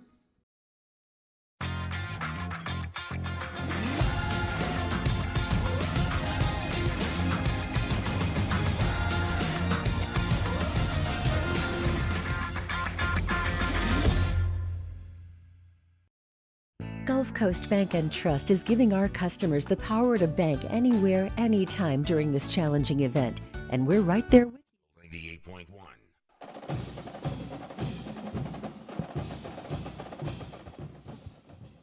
Eagle 98.1 Game Day continues from Rouse's. LSU wins at 41-14 this afternoon. 499-9898 is the number to call on the LaBerge hotline. If you'd like to ask us some questions or talk a little bit about today's game. Rich, I got a couple questions for you. Let's talk about Whit Weeks to begin here. What, when you watch him, what was the difference today? We're talking about another freshman. We talk about the offensive freshman learning the playbook. He seems like he was very comfortable in whatever they're doing schematically. He never felt like he was out of position. Now he got blocked on the 52-yard play. Yeah. Okay, that's going to happen. You know. But it was a crack block where the corner should have filled, and it was, he could have made the play, should have made the play, but there was a guy that missed his assignment as well. Okay, so a guy blocked him. All right. Listen, he ain't the first linebacker to get blocked, but for a freshman making a start here, I thought that was pretty strong. He's incredibly smart. I saw him helping guys get lined up as a true freshman. He understands what they're asking him to do. But his natural instinct, he has that. The ball snapped, he doesn't question. He knows where it's going. He knows what he's supposed to do, and he flies around the field. He just looks like the way he reacts, he's the fastest guy on the field. It's a wonderful thing to have, because when Spades comes back, Spades has started like 40 games in his career, so you're going to have a great deal of experience back there. But what Weeks is going to be, what you're asking of Caleb Jackson is yes. what I want to see out of Weeks. He's learning, he's getting in there. Towards the end of the season, he's a guy that I feel like they could roll with. I'm not sure they can't roll with him now. They could roll with him now. Okay, let's just be real honest here. Who played better, him today or Spates against Florida State? Weeks. Yeah. Weeks he just did. Today, his play was the best linebacker play we've seen through the first 3 games. Yeah, absolutely. All right, let's talk about another player that got his first start today. Is Braden Swinson, number 13. Ogie Gofu has started the first 2 games, not really, made a lot of plays. I thought Swinson made number 13. It made a couple of plays today. I think I talked about it in the post game after Florida State. 13 was the guy who flashed for me out of anybody that we saw against Florida State, and he made plays. He's a guy that he shows up. He's got that second level, that second gear where he turns it on, and he just has that closing speed. He makes a difference. Savion Jones, best game for him, I thought, by far. Yeah, talk about his progress a little bit. This is a player that I want to say when they walked off the field at the bowl game and when they walked on the field at Florida State, he might be some 40 pounds heavier. Yeah. So 30 to 40 pounds heavier. It takes a little bit to work with that. We're talking about the offseason. Outside of Harold Perkins, we heard the most about Savion Jones and what he was going to do and what they expected out of him. I think it took him a couple games because to me, I felt like he played a little slow in the first couple of games. Today he was confident. He took off. He wasn't second guessing what he was doing, and he flashed around the field. Major Burns, you've opined a few times that maybe it looks like the shoulders, he's favoring a little bit, hurting a little bit. He had a nice game today. The safeties in general, they came back, they filled their gaps. I mean, when you look at the big run plays against Grambling, it's Grambling, but it frustrated you, especially in the first 3 drives. It was usually the safeties missing the fill. And they came in today, played with their hair on fire, and they went after the backs. I thought it was the most aggressive game of them this year, and it's what they have to do. Mason Smith, first game, looked a little bit winded at times. Today, looked a lot better. They weren't moving people out of that middle today. No, he was. I want to say he's 15% better. Like he's getting in shape. He's feeling it. He looked just comfortable playing today. A lot of times in the first game last week, he looked exhausted. He looked tired. He fit the bill today. Greg Penn, another player that with the change from Perkins in the first game into the second game, looked a lot more comfortable. Last week, yeah, sure, looked a lot more comfortable today, number 30. I'm going to say the defense, you just take how we started, those 11 guys, that's where we're at. I mean, that's our best 11 that we had, through the first 3 games. Can I say this one more time? You're going to get sick of hearing me say this. Everybody's going to get sick of hearing me say this, but all of these guys got better where? The Grambling game, okay? Everybody got a jolt. Yeah. Everybody got a jolt of confidence from the Grambling game. Everybody played better the week after the Grambling game. Everybody feels better after the Grambling game. No reason not to play the Grambling game in week 0. Guess who they play next year? Nicholls State. Nicholls State and Grambling are comparable opponents. I don't know what forms they have to fill out. I don't know who's, behind they got a kiss to do it. But if you're going to play those games, week 0. Play them in week 0. Man, my God. This is such an easy call, okay? Now, listen, you may piss USC off, all right, because you play a game before you – and maybe it's in the contract that they can't play a game before they play USC in the opener next year. If I was USC, I would have certainly put that in the contract. I thought USC always plays week 0. They did this year. Yeah. They did, and they don't have a week 0 game scheduled for next year, but neither did Virginia Tech in 2002, and they sure went and scheduled one. Yep. And guess what? It sure made a difference in week 1 when one team was playing their second game, one team was playing their first game. So, listen, I don't know. I'm not going to go as far as say, unless you would have beaten Florida State if they'd played Grambling in week 0. I don't know. All I know is that the Grambling game, which we're on record, we don't like the FCS versus the FBS games. There's safety issues. There's a money grab. They're lopsided games. We hate them. But if you're bound and determined to play them, week 0. Play them in week 0. No, there's no doubt. I mean, you just figure out a lot of things about your team once you get on the field. You can practice against, the LSU offense all fall camp. But I don't care what you are. the linebackers can figure out how the offensive line is going to play. You play that guy every day, 3 weeks in a row, you know how to cheat. You know how to make it look good. You don't understand what you really are until you get on the field. I am going to speak this into existence. I am not going to shut up about this until somebody gives me a good reason. A good reason. And we're LSU is a bad reason. I don't want to hear that. I don't, okay?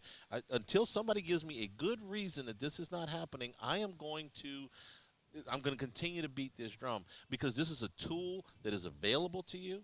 This Use is something what's given to you. Everybody has used it against you. How many times does this have to happen? Virginia Tech used it against you. Florida State used it against you. UCLA used it against you. I mean, how many times do you have to have this? And then you go look at what they did against Grambling and how much better they played this week. It's not an accident. It's not coincidence. This is something that is available to you. For the love of God, go do this, please. You always see it. You know, once you get out there and you build that confidence, you understand, you get better. Play those games in week 0. And I say this because I really thought that the week 0 with no limitations legislation was going to get a lot more traction than it did. It didn't. So you still got limitations on what you can do. You got to play Hawaii, or Hawaii's got to play somebody you play. But if you're going to play an FCS school, it's in the verbiage, okay? Who wouldn't want a second bye week? And listen, LSU, this thing about the first game at a neutral site or against a quality opponent, this is not going anywhere. Look at LSU. Now, I'm saying this with an asterisk because when the Southeastern Conference finally decides on a permanent schedule, some of these games, these non-conference games in the latter part of the decade could move around, okay? So I want to make that clear. USC next year is locked in, and Clemson the following year is locked in. But their games scheduled against some quality non-conference opponents later in the decade that are supposed to be, I think, in the first week. And as far as I know, they're still planning on playing these FCS games. So if you're going to do it, my goodness. Look at what USC is doing right now. They went out 3 weeks. They got a feel for who the team is. They're on bye this week. Mm-hmm. And if you're really doing it the way I think it could best benefit them, I'm not necessarily for a week 2 or week 3 bye. I think the benefits there are good but limited. Give me a November bye. This is like manna from heaven. You can get a bye in October and a bye in November with your second bye week. If you could, the way the schedule works out. It's difficult to map the whole thing out without knowing when the Southeastern Conference is going to go to 9 games, because they're going to go to 9 games. As soon as ESPN gets their checkbook out, that's when the Southeastern Conference will go to 9 games. Next year, year after that, I don't know. I believe this. This is my own personal belief. I don't have any evidence to back this up. I believe that the SEC will kick the can down the road until ESPN gets off the dime. In other words, they know the value of it. They know the value of it. Until they get paid for it, they're not going to go to it. Now, there's other problems with the 9-game schedule between the top half of the league and the bottom half of the league.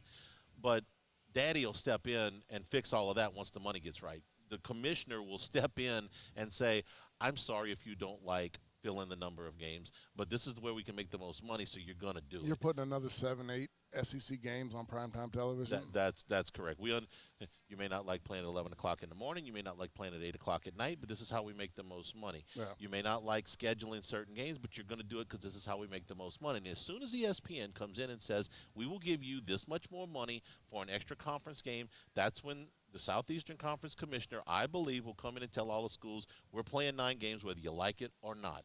So when you do that, it does complicate your non-conference schedule a little bit, and I'm hopeful that it will take these November non-conference games, which are the absolute worst games. Worst week in college football. The worst games, the worst week in college football, and those will become conference games. So I can't guarantee you it's going to be an October or November bye, but it's going to be somewhere deeper into the conference schedule. Is it somewhere as simple as you got eight conference games right now?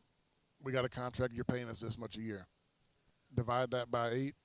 we deserve at least that much on the 9th on top of it. Yeah, well, that makes perfect sense, but it ain't my money. Yeah. Okay. The ACC has a clause in their contract that says no matter what team they add, it adds a certain amount of dollar value to their contract with ESPN. So whether they added Cal, Stanford, SMU. As long as it's Power 5? Yes, Okay. yes. Okay. If they could convince them that Neptune State was a Power 5, they get a certain amount more. The SEC doesn't have that in their contract. Now, the SEC's contract is more lucrative overall, but they don't have that clause in their contract. And in the playoff situation right now, with the respect the SEC has, why add another one? I mean, all we got to do is play our schedule. We can have one loss, but, hey, it was an SEC loss. We're still good. And I think that is a part of it as well. I do think that before the SEC commits to what I think will be at least a 10-year scheduling format once they get to their final scheduling format with the 16 teams, I don't think they want to commit to that until they see how 1 year at least with this playoff thing runs. So there were a lot of reasons to kick the can down the road at SEC meetings in Destin. One of which was the number one was the money. Yeah. Okay. If the money had gotten right, they would have gotten straight with 9 games. They would have convinced the lower schools, listen, you just got to do this, and they would have kind of made their peace with the playoff committee. But without the money, it made perfect sense to kick it down the road a year. And if the money ain't right next year, they'll kick it down the curb, to the curb another year until they get the money right. And I get, why we play these games. These other smaller, FCS conferences, they need that money to make the program run. Yeah. But is there a way to do it to where, like, you almost have a sponsorship program? Like, we're going to give you a percent of we're not going to play you, but we'll give a percent of the money from the gate, whatever, to fund those. No. Just no. Yeah. I mean, that's what, as a fan, I don't want to see them play those games. I understand why they play them. Those teams can't function without those games, but I don't want to see it happen. No. If you're asking if Power 5 teams are going to give a portion of their gate to non-Power 5 teams without – no. The answer is no. Oh, yeah. Okay. We're very sorry that you can't, we really don't pay care. all your bills. It's not our problem. Yeah. Okay. And I get that. Okay. That's because that's the big thing about people. Well, you got to play those games. That's how they fund their seasons. That's how they pay. Right. But if you take that away, because the fans don't want to see the game. No. There's not a right answer for it. And again, there's a safety component. There's a competitive component. There's so many things here that these games should go away. As long as they're here, play them in week 0. 499-9898 is the number to call. We're here at Rouse's Eagle 98.1 Game Day. The Windsor Senior Living Community in Mandeville, Louisiana is a beautiful, vibrant apartment community geared toward seniors. They are nestled right in the heart of Mandeville, where seniors live a more carefree lifestyle in spacious apartments with the peace of mind that comes from having a little extra help. Call the Windsor at 985-624-8040 to schedule a lunch and tour. Come see how the Windsor can be your passport to peace of mind. I've been doing business with Luba for 25 years. They're dependable, trustworthy. It's just the attention to detail with our clients. Our folks have years and years of experience. They're highly trained professionals. But many companies have that asset. What I'd like to think makes Luba a bit different is that we use those talents in a way that truly is dedicated to serving the needs of the folks who depend on us. Dylan Cruz here to tell you about Six Rings Baseball and Softball Camp. If you live on the North Shore and play ball, go to Six Rings Camps with former LSU assistant coach Dan Canaveri. His knowledge is second to none, and your child will improve and have fun doing it. Camps were held at Coquille Park and Six Rings Academy in Covington with 4 sessions over the summer. Full day and morning only sessions are available from ages 7 to 13. Go to sixringsbaseball.com or call 985-206-9096. Learn the game to love the game. Scooncha, fall in the air. Fall is right around the corner, which means fall fishing is, which means it's time for you to take your boat to the next level with front-to-back boat service in a bunch of different ways. You want a custom stair job, you can have a ton of fun out there on the water. They can do that. What about a spot lock trolling motor? So you stay right where you need to in casting lines. Or sonar that's let you see the fish under the water before you cast. All of your maintenance needs as well. For 38 years, they've been at it and will continue to do so. The Sherman family of front to back boat service. Gulf Coast Office Products is a nationally recognized Savin office equipment dealer based right here in Louisiana. Over 100 employees strong, Gulf Coast has the boots on the ground to support all vertical markets from education, engineering, legal, and finance. With the latest in office technology from desktop to production segment units, Gulf Coast and Savin have the perfect fit for you. Call 225-756-2644. That's 756-2644 for Gulf Coast Office Products.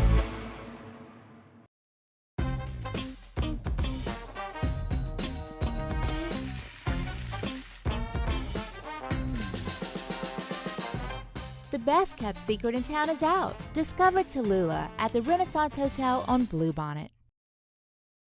At Relief Windows, we're more than windows. We're windows, doors, hardy plank, and vinyl siding. But our number one product is always customer satisfaction. Visit us online at reliefwindows.com.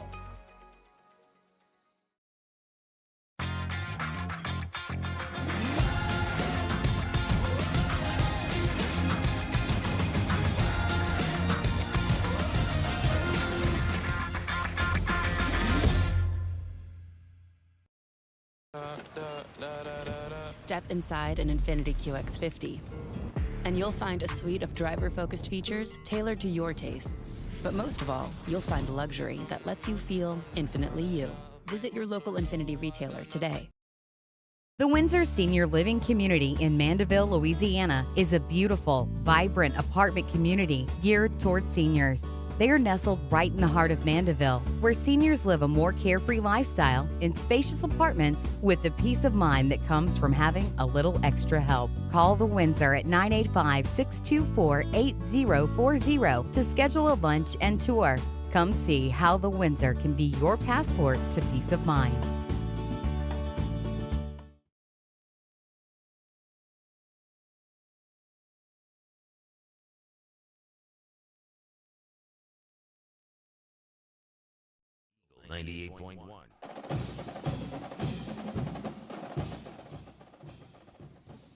Eagle 98.1 Game Day continues from Rouse's.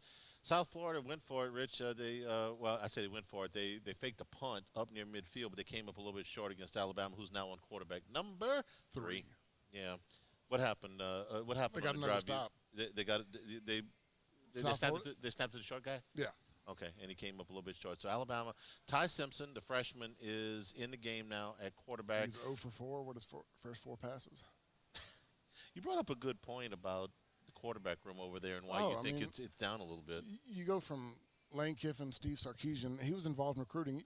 You just said it. We got 3 quarterbacks that were on the team. You had Jalen Hurts, Bryce Young, and Jalen Hurts, Tua, and Mac Jones. Yeah, all 3 in the same quarterback room. You had Lane Kiffin recruiting those quarterbacks. You had Sarkisian involved. You had Loxley involved.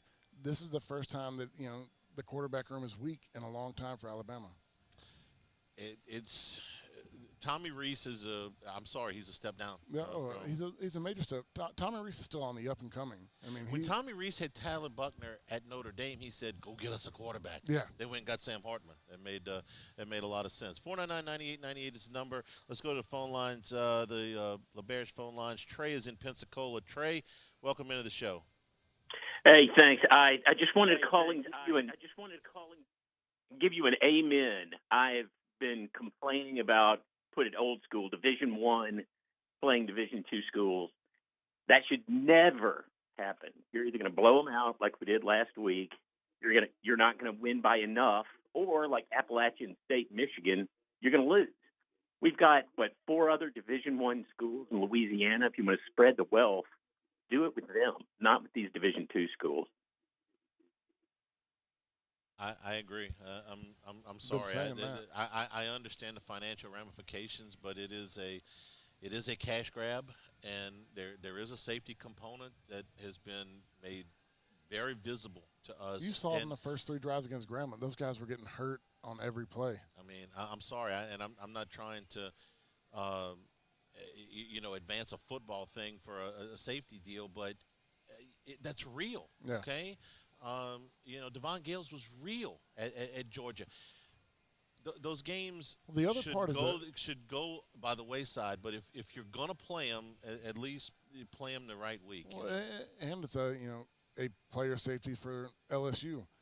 You get hurt when you're laxed. When you're relaxed, you don't. That's when all these injuries come along. And when you get up on these teams that you're that much more physically dominant than, it's more likely an LSU player gets hurt. You made an analogy last week. You said that there were times in that game where it was like if you were blocking me. Okay? Yeah, it was. You played professional football. I played Class A high school football. Okay, it's a mismatch. No, when we tried to go grade the film, I was like, I can't tell you much because they threw all of them around. Yeah. It didn't matter who they put in; they were just so much more dominant than the guy in front of them. We said we can say. Trey, thank you for the call. Nookie is in Tennessee. Nookie, welcome into the show.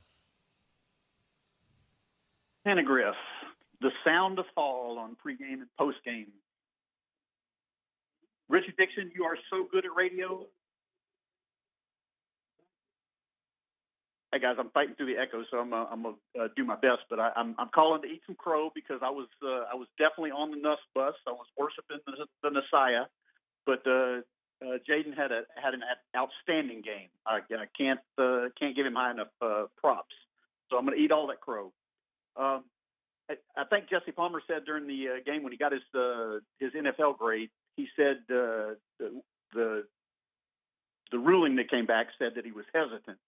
And that has been what any of us who've been looking to Nussmeier as the savior have been observing, is that we wanted some downfield passing. Well, we got it today, and it was fantastic. And I'm thrilled beyond words. My question is, how sustainable is it? Because last year we saw a little bit of back and forth from Jaden, and the other question I'll add that it's related that I'll throw in there is the run game seemed to come alive a bit, and I'm wondering if you think it's the downfield passing game that opened up the run game, or did the run game open up the downfield passing game? Because we just need to keep seeing that. I mean, I can't. All right, Nick, I appreciate it. I think we lost you there. I'm going to let you talk about the schematics of it, how it opened up, and I'm going to talk about Nuss. No, I think really what happened is they were playing man coverage and making Jaden Daniels throw the deep ball. And like we said the last couple of weeks in the last season, is Jaden Daniels is a good quarterback. But I heard a stat today also that I wasn't aware of, that in 3 of his seasons as a starter, he's thrown 3 or less interceptions. He's very careful with the ball. He's hesitant. He doesn't like to throw, 50-50 balls. Tonight, he threw those balls, and that's what Brian Kelly said in the press conference earlier this week. Jaden played great last week against Grambling, but there was 3 or 4 passes that we wish he'd have made a better throw or made the decision to throw the ball. I said that in the first week. Tonight, he wasn't hesitant. He pulled the trigger and he threw all the deep balls. He threw the tight window balls, and if he plays the way he played tonight, LSU can beat anybody. Let me play devil's advocate here for a second. What are quarterbacks told before they do anything else is protect the football. Right? Okay. So that has been drilled into him along with every other quarterback that's ever taken a snap. He took it to heart, and he went to great lengths to protect the football. I can't tell you how many post-game shows we've done where we said, listen, take a sack and punt is so much better than throwing an interception. Well, he's done that, and he actually doesn't take the sacks. He just takes off running. Okay, so going from protecting the football to opening things up and taking a few more chances is a lot easier than being reckless with the football and dialing it back. It's 10% of what you're doing. You got to take a chance on 10% of your throws. You have to give that opportunity. You got playmakers. I mean, watch college football today. Watch every game. Big plays are won in tight window throws, and those are the guys that you've been wanting to do that. He's been very hesitant, and Brian Kelly, he said it last year. I don't think he threw enough interceptions. And that, the way you say that, he has to take the chance. You got to have a confidence that you can make the throw where you're going to put it to a position where it's either over his head or it's a catch. But you got to give the receiver an opportunity. Now, let me say this about Nussmeier. I understand why everybody's excited about him. I'm excited about him. When I spend a week in Vegas next year pre-gaming for LSU and USC. I'm gonna be very high on Nussmeier. I like a lot of things about him, but again, let's go back right now is going to throw an interception again. Let's go back to the number one commandment, which is thou shalt protect the football. And Nussmeier doesn't do that as well as Daniels, and he doesn't run as well as Daniels. It doesn't mean that he's not going to be a really good quarterback here. That kid has stuck it out. He was told, listen, you're not going to be the starter, but we still want you here. And he said, okay, where most of the quarterbacks, when they say you're not going to start, okay, they're on the first thing smoking out of town. So I got a lot of faith in him, and they're working him in where they can. I think that they're going to probably get him a little bit more playing time, toward the end of the season as it materializes.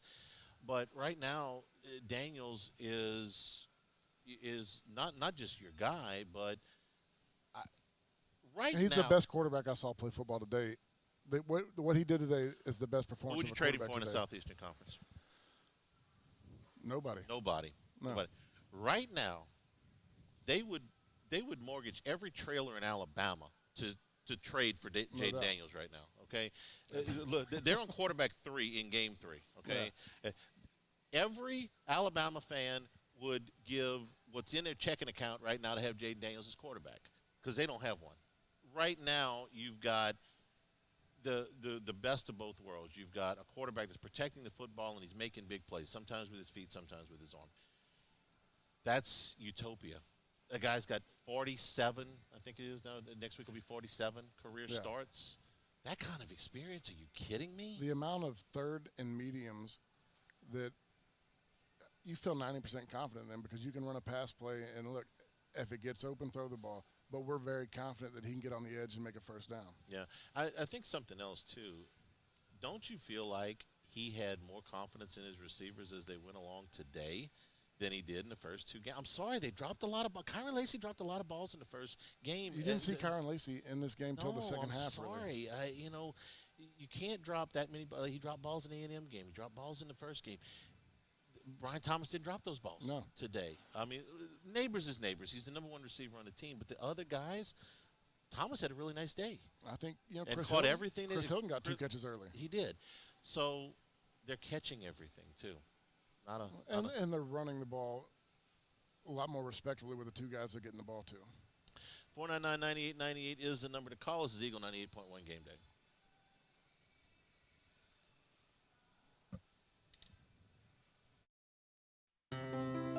When it comes to ending cancer, we push forward, always working together for you. That's why our cancer experts at Ochsner have clinically integrated with MD Anderson Cancer Center. This means advanced cancer care, including access to life-saving clinical trials and integrating care to treat the whole you.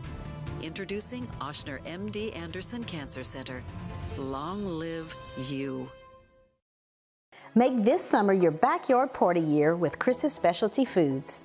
Wings, burgers, brisket, steak, and boudin, plus great Cajun side dishes. We do all the prep, and you enjoy laughing with friends and family. Chris's Specialty Foods, Millerville, New Orleans, Prairieville, and Frisco. Everybody loves Chris's authentic Cajun meat.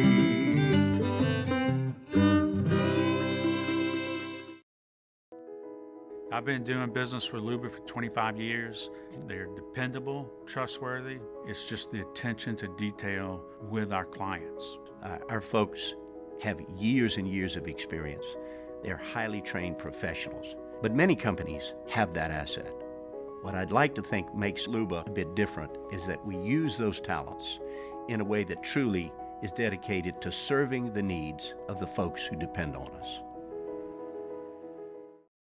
Dylan Cruz here to tell you about Six Rings Baseball and Softball Camp. If you live on the North Shore and play ball, go to Six Rings Camps with former LSU assistant coach Dan Canaveri. His knowledge is second to none, and your child will improve and have fun doing it. Camps were held at Coquille Park and Six Rings Academy in Covington with 4 sessions over the summer. Full day and morning only sessions are available from ages 7 to 13. Go to sixringsbaseball.com or call 985-206-9096. Learn the game to love the game.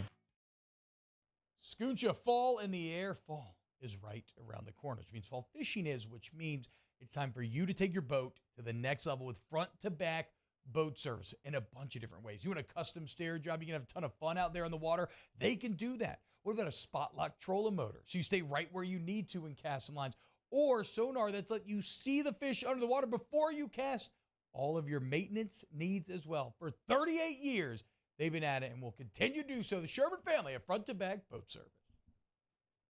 Gulf Coast Office Products is a nationally recognized Savin office equipment dealer based right here in Louisiana. Over 100 employees strong, Gulf Coast has the boots on the ground to support all vertical markets from education, engineering, legal, and finance. With the latest in office technology from desktop to production segment units, Gulf Coast and Savin have the perfect fit for you. Call 225-756-2644. That's 756-2644 for Gulf Coast Office Products.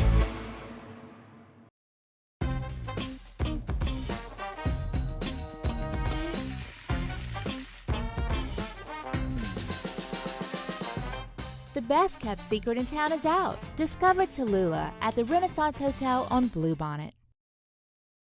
At Relief Windows, we're more than windows. We're windows, doors, party plank, and vinyl siding. But our number one product is always customer satisfaction. Visit us online at reliefwindows.com.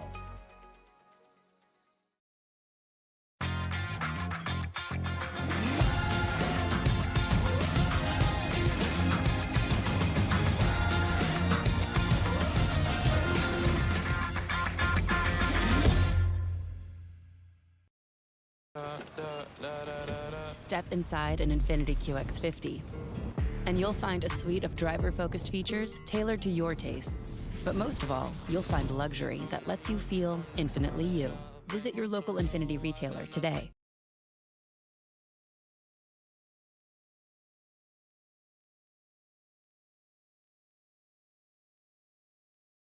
Eagle 98.1.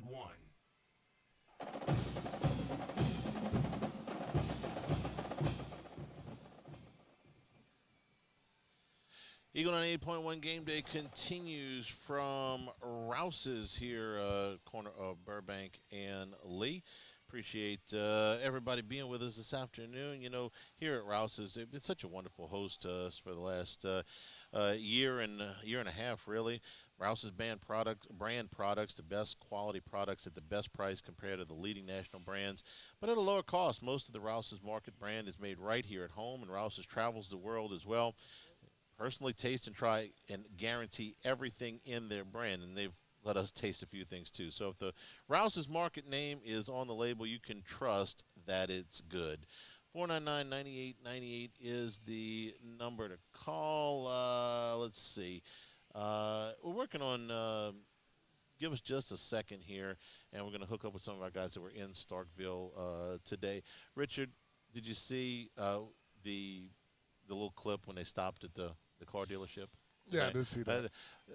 And that's a first for me. I've never heard of that. Okay, we had Chris Blair, the voice of the Tigers. He's traveling with the team, and we had him on when they were stopping. Okay, so they stopped at the Chevy dealership, and they're stretching out there. So this is an hour outside of town, right? Help me out here. You took our bus rides. I mean, Les put you guys out in the middle of nowhere. We stayed an hour away from wherever we were playing. Okay, but you didn't stop to stretch, though. No, I mean, and I think I heard something about them waking up with blaring music. I mean, they had a whole different strategy it was club breakfast. At breakfast, they had the music blaring in, yeah. He said that, you know, the first 30 minutes of the bus ride was quiet. Then they get out, they stretch, they warm up, they do a little walkthrough, and they said they had music blaring on the bus the rest of the way into the game. I mean, they had a different strategy. It worked. Whatever it takes. I mean, what did you guys do when you had that 11 o'clock game? Usually we had that hour bus drive, and you had the guy next to you probably sharing headphones, listening to music, just, you know, getting ready. You had coaches kind of, you know, the way you sat on the bus, coaches would come by, walk by, talk to you about the plays. It was quiet. I've never seen them, you know, a mid-drive stop to a stretch. But whatever they did today, it was perfect. I mean, that's the fastest starting LSU football game I've seen an 11 a.m. kickoff ever. Let's bring in Michael Cobble, our friend from WBRZ Channel 2, because he was in Starkville. He's on his way back, right? I'm doing well. I feel like we're related. I started started my morning with you, and now I am ending my evening with you.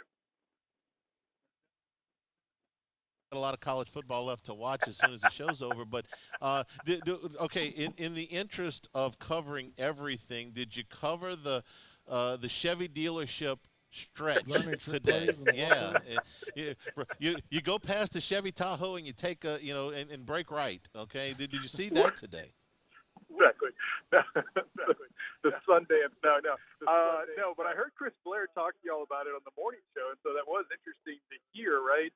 And then to see kind of like what Richard just alluded to, the start that they had, I was nervous because in pregame, like the coaches were getting on the guys to get it going, to get the juices flowing, because it did look like they were sleepwalking a little bit. So for them to be able to turn it on, and then to hear Brian kind of explain it in the postgame, what they did, how they broke it down, and for him to say, look, I just didn't want guys sleeping on the bus.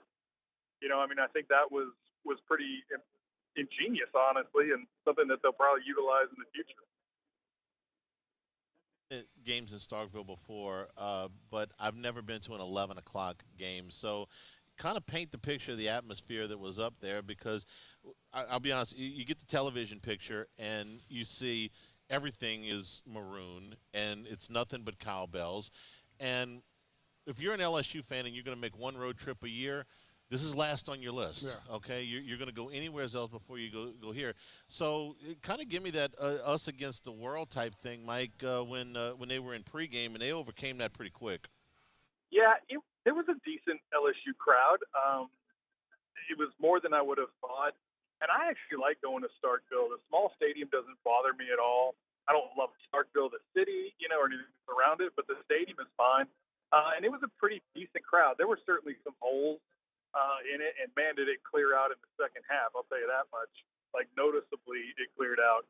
But the vibe was fine. I think everybody was excited to play an SEC game, and kind of the unknown that we all talked about going into this one, where, what was State really going to throw at LSU? It became apparent very quickly that this State team is terrible. Okay, I was going to use a nicer word. As far as the atmosphere, you could tell it was rocking the first offensive play, offsides. Everybody moves except for the guy, the center snapping the ball, and that's usually how it goes. But you could tell once we got on them late in that second quarter, especially in the third quarter. I heard the LSU fans more than I heard anything else. State fans, because they were booing so much. It seemed like every time Will Rogers missed a throw, the boos were coming out, and it was just so inept. It was very strange because, yes, LSU's defense was making some plays, but like Mississippi State was just missing so many opportunities. I agree. I think he started like 1 for 7 or 1 for 8, and it wasn't necessarily with the defense. Was making plays, making stops.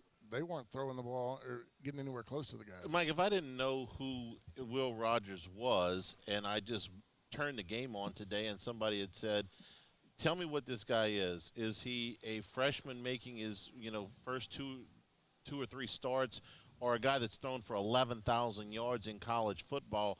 It would have been like, no question. Okay, this is a young player that he was. It wasn't just bad decisions. He made, I thought, you tell me what you saw in the stadium, he made a lot of bad throws, a lot of one-hop throws, a lot of throws that sailed on him. Charlie was like he had the yips. Mm-hmm. Yes, very much so.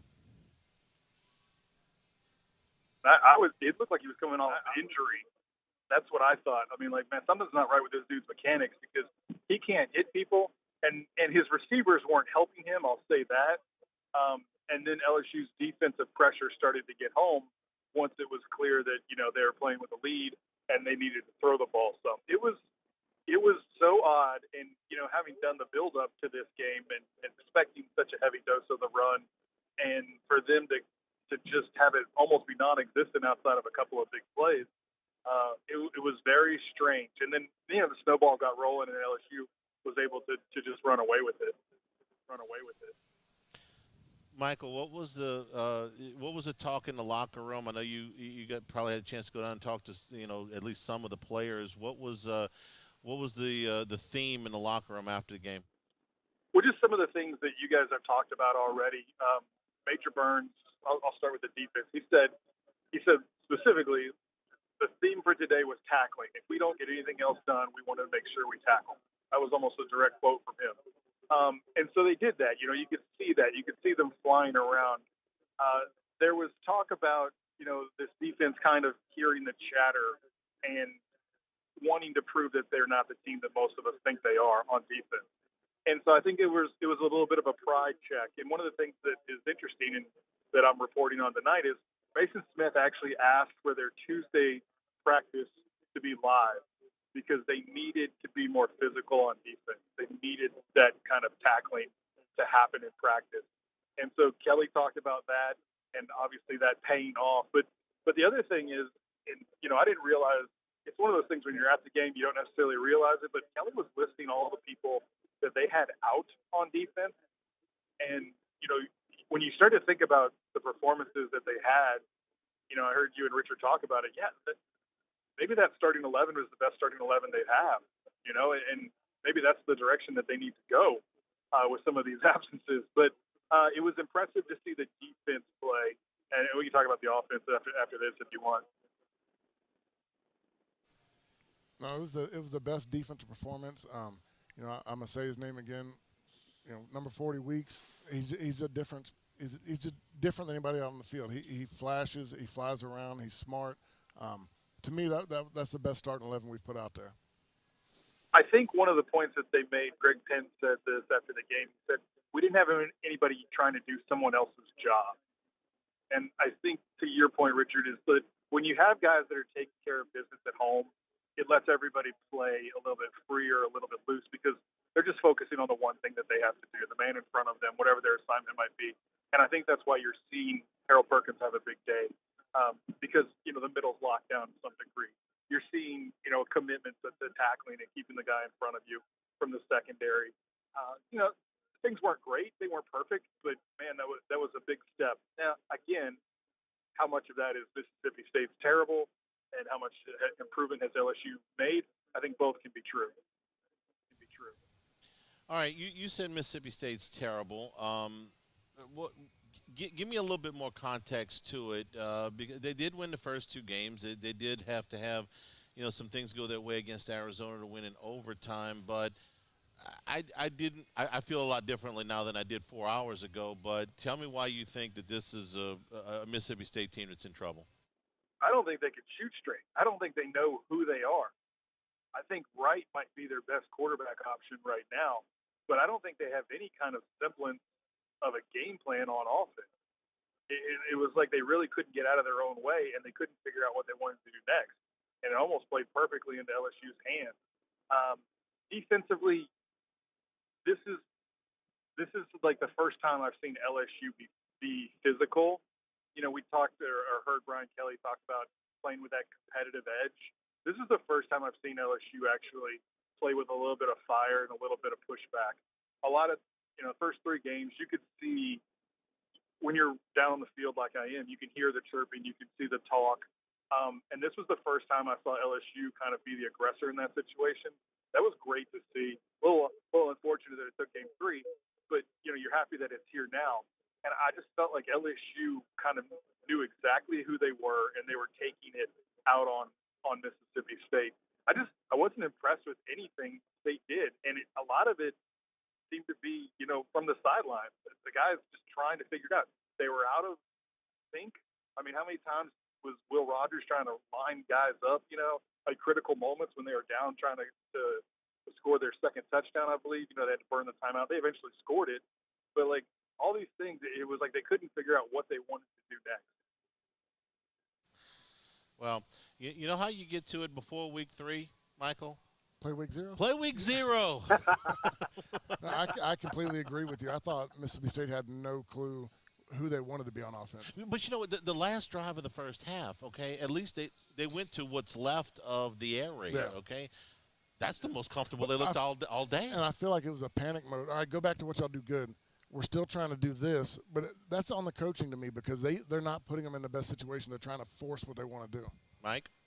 And it really felt like Will Rogers was like a man with no country.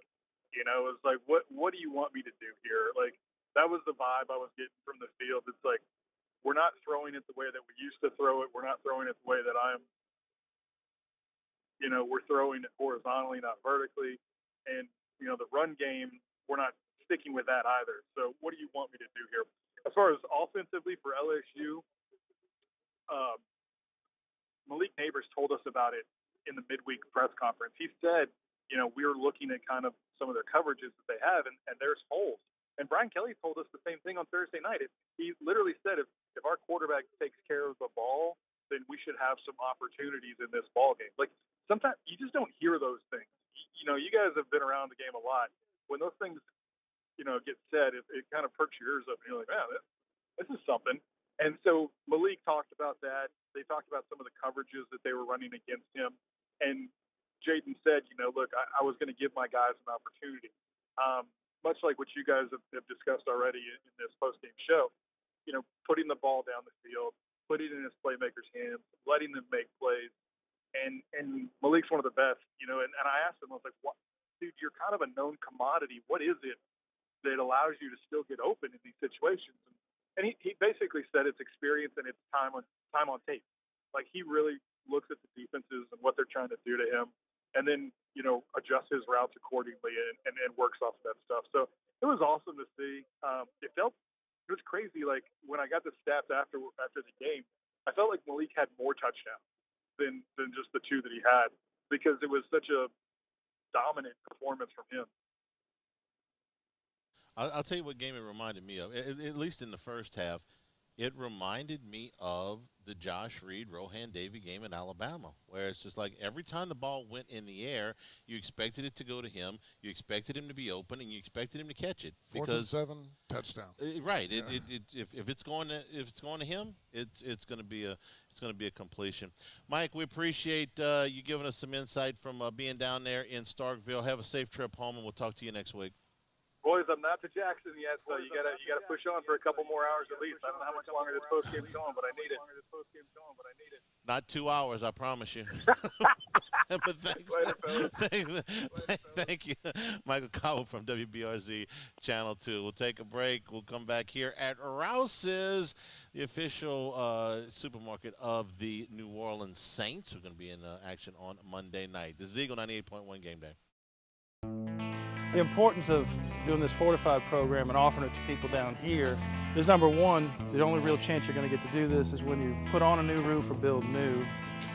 And through companies like HUDCO, who's kind of leading the way in this thing, it's going to offer the customers a huge advantage in the insurance market and the price of their insurance. We're not looking to make a fortune off fortifying. We're trying to give you a better product than our competitor at the moment. I'm trying to do something that he can. I'm trying to give you something better. So a lot of these insurance shops, you're getting a re-roof, you're only paying your deductible. Let's sit down and talk about the fortified and let's see what it does to your insurance premium. You're getting a steal.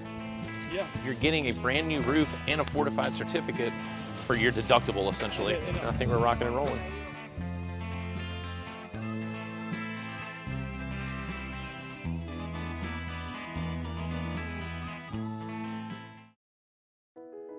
I've been doing business with Luba for 25 years. They're dependable, trustworthy. It's just the attention to detail with our clients. Our folks have years and years of experience. They're highly trained professionals. But many companies have that asset. What I'd like to think makes Luba a bit different is that we use those talents in a way that truly is dedicated to serving the needs of the folks who depend on us. Dylan Cruz here to tell you about Six Rings Baseball and Softball Camp. If you live on the North Shore and play ball, go to Six Rings Camps with former LSU assistant coach Dan Canaveri. His knowledge is second to none, and your child will improve and have fun doing it. Camps were held at Coquille Park and Six Rings Academy in Covington with 4 sessions over the summer. Full day and morning only sessions are available from ages 7 to 13. Go to sixringsbaseball.com or call 985-206-9096. Learn the game to love the game. Scooncha, fall in the air. Fall is right around the corner, which means fall fishing is, which means it's time for you to take your boat to the next level with front-to-back boat service in a bunch of different ways. You want a custom stair job, you can have a ton of fun out there on the water. They can do that. What about a spot lock trolling motor? So you stay right where you need to in casting lines. Or sonar that's let you see the fish under the water before you cast. All of your maintenance needs as well. For 38 years, they've been at it and will continue to do so. The Sherman family of front-to-back boat service. Gulf Coast Office Products is a nationally recognized Savin office equipment dealer based right here in Louisiana. Over 100 employees strong, Gulf Coast has the boots on the ground to support all vertical markets, from education, engineering, legal, and finance. With the latest in office technology, from desktop to production segment units, Gulf Coast and Savin have the perfect fit for you. Call 225-756-2644. That's 756-2644 for Gulf Coast Office Products.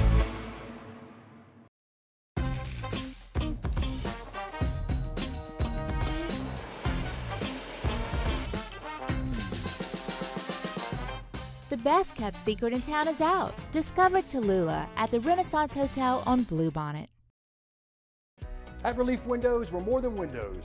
We're windows, doors, party plank, and vinyl siding. But our number one product is always customer satisfaction. Visit us online at reliefwindows.com. Oh, by the way, we do shutters too. Follow us on Twitter at 1045ESPN to cast your vote in the Citizens Bank and Trust poll of the day. Vote daily inside Off the Bench, live at lunch on Palmer. And after further review, Citizens Bank and Trust brings you the poll of the day via Twitter at 1045ESPN. Gulf Coast Bank and Trust is giving our customers the power to bank anywhere, anytime during this challenging event. And we're right there with you. Our 98.1.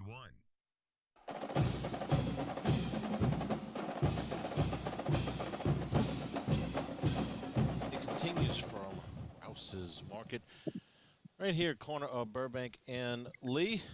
You know what? Sometimes they ask me, Rich, how long do you guys go on the postgame show? And I said, well, here's what I can tell you, that if it's in the continental United States, the team beats me home. So Gordy Rush is home already, and we're still doing postgame. But he's kind enough to join us here. Gordy, how was the trip? Well, it was fun. We stopped at a Chevy dealership in Stretch. I don't know if you heard that. Did we hear that? We heard Chris Blair gave us the thing in pregame. Then we saw the video on the broadcast had the video. You've been on a lot of these trips. That's got to be a first, huh? That's a first for me. And, and I don't ever recall that. And it was kind of funny. So it was a small town dealership. It was in West Point, right? The part of the Golden Triangle of that area. Saturday morning, I think it was 8:30, we're rolling through. So sales staff came out, take a couple pictures. The Tigers pull up in 4 buses, and we got group stretch going on. But, hey, it worked. So, and I get it, like an hour bus ride, and some of these SEC trips are tough when you got to stay out of town.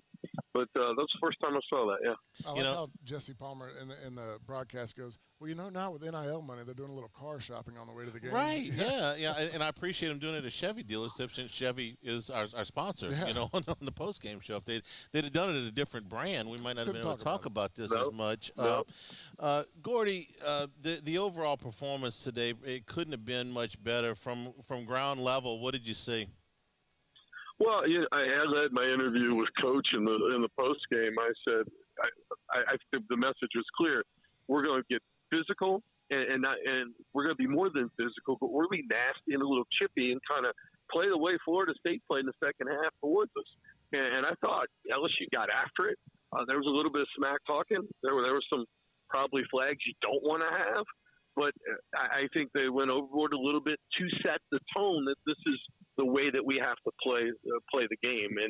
And so I was impressed to see that. And I think that they kind of got that identity back, what they wanted to be. And after that disappointing loss to Florida State. Since you brought up that theme, let me ask about Will Campbell, because Rich and I were talking about it during the break. He was playing nasty today, and they caught him a couple of times, and BK was not too pleased with the especially the last penalty. But Campbell's the leader up there, and maybe that was setting a little bit of a tone, even if it did cost him some flags. Oh, no. Emory Jones was letting some people have it as well too. He didn't get caught with it, and it gets in the second quarter, and the game obviously is tilting LSU's way. and they're still relentless getting after it. And so you could see there was winning the football game one, but 1B, we're going to play football this way. It was good to see. No, it was definitely on the defensive side. I think Perkins set the tone early on. They got the offset and personal fouls, but he was flying around. He wasn't letting guys run their mouth. I think LSU really set the tone today. Yeah, I think Perkins, after seeing him against Florida State, seeing him in spring, a little bit of fall camp, and seeing him against Florida State, that inside linebacker position, he's back to his natural habitat out there at that nickel back where he can roam and make plays. And him playing with that sort of edge is exactly what you want to have. Tell me about Whit Weeks, because for a freshman playing his third game, that was a really, really impressive performance today. Yeah, everybody was raving about him in fall camp. A bigger version. Little brother's bigger than big brother, but just real fundamentally sound. You could tell this guy's played inside linebacker. All through high school. He understands gap responsibility. He filled twice on 2 run plays, and that was what they were trying to get Harold Perkins to. And you got a guy in Weeks that can do that. I was really impressed with the way he played. All right, offensive line. We saw a little bit more of Lance Hurd today, but that first unit was terrific. Hurd, it's almost like we're making the progress along with him, Gordy. He's going to get some more time.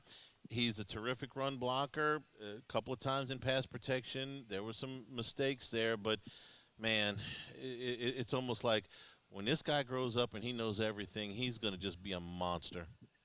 Yeah, and BK mentioned, you look at, he's able to kick Jones down the guard, and Jones is a little bit better, more athletic than Frazier, and it brings some of the traps, some of the pulls that they want to get done, and so it brings that to the table. I thought the first group played great, and they played, it wasn't a platoon, it wasn't every other series like it was against Grambling, but Frazier played as well. As well as I do, Charlie, you play in this league, you're going to need all the bodies you can get, and it's good this early. They're getting so many valuable reps for some of these young guys. Chester at center, Bordelon got some snaps as well in the second half. All right. For somebody that doesn't follow practice reports or the game during the week, they just show up on Saturday and they watch. And they only saw one play today. They saw the Caleb Jackson run. And you know which run I'm talking about. And they go, how come that guy doesn't play every – this is from my mother, okay, who watches, with a jaded eye.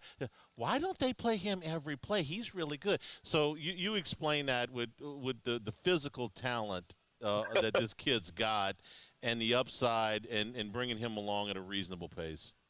Well, 3's pretty good. The more I see Logan Diggs, the more I like, right? Yeah. The other part is, 28 didn't play but a game or two last year at Liberty High School, and Liberty was just bringing back their football program, and so, that's a big jump to come from Liberty to, as a junior and being off a year to playing at LSU. I think when you think about all the things LSU's doing, pass protection and what have you, I don't think he's there in the playbook yet, but surely you can come with 5 to 7 plays a game like that and give him touches, and I think he'll roll. His role is going to grow. You and I talked briefly before you got on the plane about how discombobulated Mississippi State looks.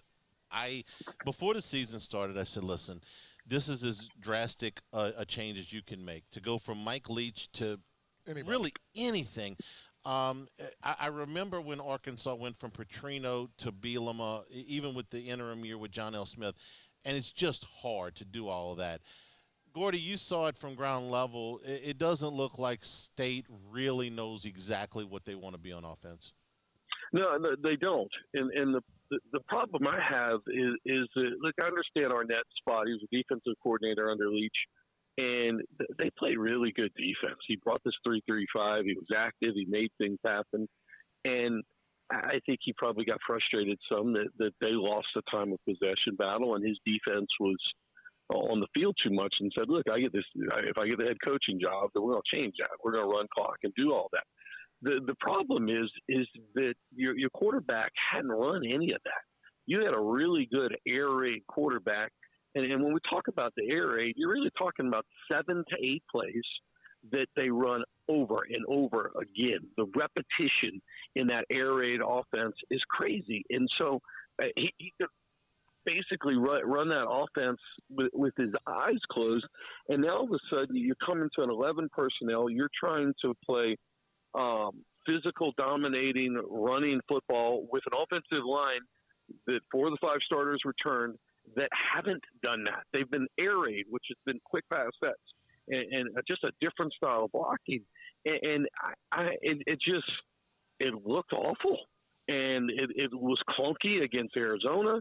And the hard question watching that game was, how good is Arizona? I know they're better than they've been, but how do you compare where they're at? And we really found out today. If you wanted to do that, then in all fairness, I mean, I would have told Rodgers, hey, look, man, we're not going to do this. I know you came from Mike Leach. We're going to run. This is what we want to do. Go do air raid somewhere else, right? Or you want eventually get to that offensively and finish out his term here and run air raid. And they ran some of the principles the last 2 series of the second half. They scored a touchdown on it, and it really wasn't tough stuff. They took the tight end off the field. They put a 4th wide receiver on. They ran mesh. They ran a little running back flare. And they ran a jet sweep for a touchdown. I mean, just staples. It's not a huge playbook. I think that a lot of people believe the air raid is 100 plays. It's not. It's just spreading the football field and getting the ball quickly to playmakers in space, and everything from game management to even defensively. This wasn't the Zach Arnett defense we'd seen at Mississippi State. They played so much double zone, drop zone, and tried to keep the ball in front of them. They weren't impressive in any phase of the football game except Griffin returning punts and kicks. Bielema went to Arkansas having gone to 3 straight Rose Bowls at Wisconsin. He had a massive contract to go there. They were going to be patient with him. It took him 1.5 years to win an SEC game. Yeah. Arnett does not have that type of political capital. It's like everything. I can always bring something back to a scene in Apollo 13. It's like when they have the explosion on the ship and they're like, it takes 3 hours to fire up the LEM. You don't have that kind of time.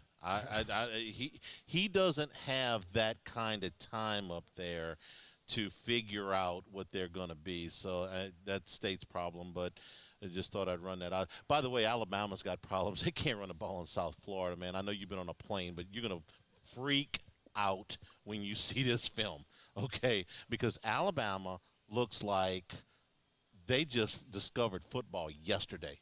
In this game against South Florida. They're leading, but by the grace of God, 10-3 in the 4th quarter against South Florida, who beat FAM last week by a touchdown. Okay, but just thought I'd point that out. So you get home, get some rest, Gordy, and we'll talk to you next week before Arkansas. Okay, guys, take care. All right, we'll take a break. Come back here at Rouse's, corner of Burbank and Lee. This is Eagle 98.1 Game Day. Life in Louisiana is a song. A symphony of sound, colors, and movement. Life is here, now. For life's moments, big and small, always there. The right card, the right care. Hello, Samantha, dear, I hope you're feeling fine. And it won't be long until I'm with you all the time. But until then, I spend my money up right down on my last dime. Call in Baton Rouge.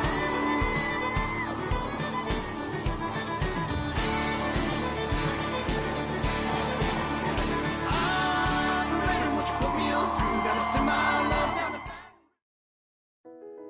I've been doing business with Luba for 25 years. They're dependable, trustworthy. It's just the attention to detail with our clients. Our folks have years and years of experience. They're highly trained professionals. But many companies have that asset. What I'd like to think makes Luba a bit different is that we use those talents in a way that truly is dedicated to serving the needs of the folks who depend on us. Dylan Cruz here to tell you about Six Rings Baseball and Softball Camp. If you live on the North Shore and play ball, go to Six Rings Camps with former LSU assistant coach Dan Canaveri. His knowledge is second to none, and your child will improve and have fun doing it. Camps were held at Coquille Park and Six Rings Academy in Covington with 4 sessions over the summer. Full day and morning only sessions are available from ages 7 to 13. Go to sixringsbaseball.com or call 985-206-9096. Learn the game to love the game. Scooncha, fall in the air. Fall is right around the corner, which means fall fishing is, which means it's time for you to take your boat to the next level with front-to-back boat service in a bunch of different ways. You want a custom stair job, you can have a ton of fun out there on the water. They can do that. What about a spot lock trolling motor? So you stay right where you need to in casting lines. Or sonar that's let you see the fish under the water before you cast. All of your maintenance needs as well. For 38 years, they've been at it and will continue to do so. The Sherman family of front-to-back boat service. Gulf Coast Office Products is a nationally recognized Savin office equipment dealer based right here in Louisiana. Over 100 employees strong, Gulf Coast has the boots on the ground to support all vertical markets, from education, engineering, legal, and finance. With the latest in office technology, from desktop to production segment units, Gulf Coast and Savin have the perfect fit for you. Call 225-756-2644. That's 756-2644 for Gulf Coast Office Products.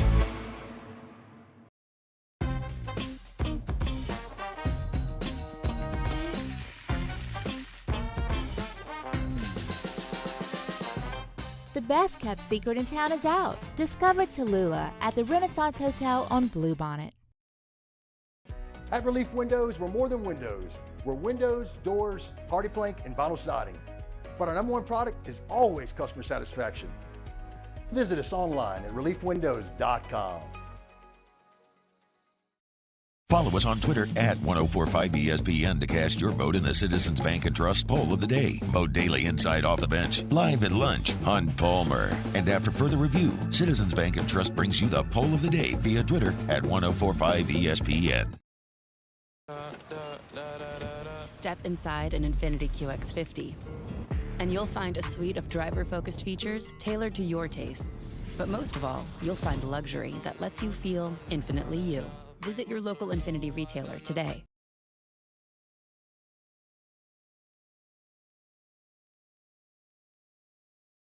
Eagle 98.1.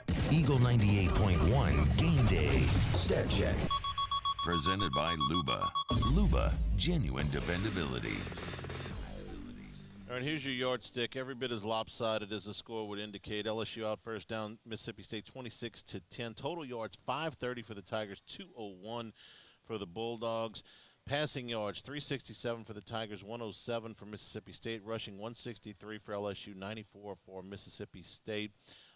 Penalties 6 for 50 for LSU, 4 for 41 for Mississippi State. Neither team turned the ball over today. LSU held the possession for a whopping 38-39 at 21-21. LSU 9 of 16 on third downs and 2 of 2 on fourth down, so essentially 11 of 18. State was 3 of 13 on third downs, 2 of 3 on fourth downs, and some of that was after the issue had been decided. Individual numbers today. Jaden Daniels, an LSU record for completion percentage with at least 25 attempts, 30 of 34 today, 361 yards, 10.6 yards per attempt, 2 touchdowns, and no interceptions. Garrett Nussmeier came on and finished up, completed 1 out of 3 passes. Will Rogers, 11 of 28, 103 yards, no touchdowns or picks. Mike Wright, they inserted into the game briefly. He completed 1 pass, but Will Rogers looked as off as he has ever been. Rushing, Jaden Daniels, 15 carries for 64 yards and 2 touchdowns with a long of 23. Logan Diggs, 9 carries for 41 yards. And before I looked at this, I would have thought he had more than that. South Florida going for it on 4th and 1, down 10-3. You got him. Okay, first down. Stay on your feet. First down, South Florida. All right, where was I? Logan Diggs, 9 for 41.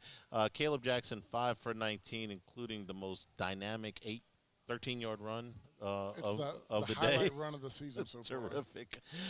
Mississippi State, Jaquavius Marks, who came in having rushed for 450 yards on the season. I'm sorry, 250 yards on the season, 8 carries for 75 yards, 52 of those on the run at the end of the first On that half. run right there, at that point, Mississippi State had 7 yards of offense. Yeah. Before that. 12 yards on the first play. They don't have another first down They until lose 5 yards over the next. over the next 16 plays, which was 5 drives, I believe. Receiving Malik Neighbors, this is amazing to me. Okay, 13 catches for 239 yards and 2 touchdowns. Rich, how many schools would 13 catches for 239 yards be in the record books? A lot. That would take me probably 3 or 4 games to get there. Well, most of them. And when they put the list up, it's like Reed and Chase and Bo and Jefferson. And it's like, man, you just had a National Player of the Week When they game. put that stat up, it was crazy. And Jesse Palmer called out and he goes, "That's the top 5." And Odell and Jarvis Landry on it. Right. You're 100 yards shy of what Boutte did in the Ole Miss game a few years ago. And I don't say that to slight Malik Neighbors. This was an unbelievable. If he's not National Player of the Week, I'll be shocked. Oh, he is. And in LSU receiving annals, it's still down the list a little bit. Brian Thomas had 7 catches for 60 yards. Logan Diggs with 3 for 30. Xavier Thomas with 3 catches for 52 yards to lead Mississippi State. Leading defensive tacklers, Whit Weeks, 8 total tackles on the day, led LSU. Andre Sam and Harold Perkins had 4 apiece. 2 of Perkins's were for loss, including a sack, plus he had a pass defense. Jet Johnson had 14 tackles for Mississippi State. Nathaniel Watson had 13, and DeCarlos Nicholson had 10. Had 3 guys combined for 37 tackles. You know why? They want to feel the whole day. My goodness. Damian Ramos made both of his field goals, and Jay Bramlett punted twice for a 38.5-yard average. And that is your stat check here from Rouse's. South Florida throws an interception on the deep ball in the end zone. Alabama gets the ball back with 6.5 minutes to go, leading 10-3 in Tampa. We're back with a full scoreboard from Rouse's Eagle 98.1 Game Day. Life in Louisiana is like a run-on sentence. A poem that doesn't rhyme. Life is here, now. For life's moments, big and small, always there. The right card, the right care. It was a humid day, barefoot children play, looking for that summer shade. Time just slips away. Oh, Louisiana, some kind of hold on me. Like cypress stumps, your roots are planted deep inside of me. I've been doing business with Luba for 25 years. They're dependable, trustworthy. It's just the attention to detail with our clients. Our folks have years and years of experience. They're highly trained professionals. But many companies have that asset. What I'd like to think makes Luba a bit different is that we use those talents in a way that truly is dedicated to serving the needs of the folks who depend on us.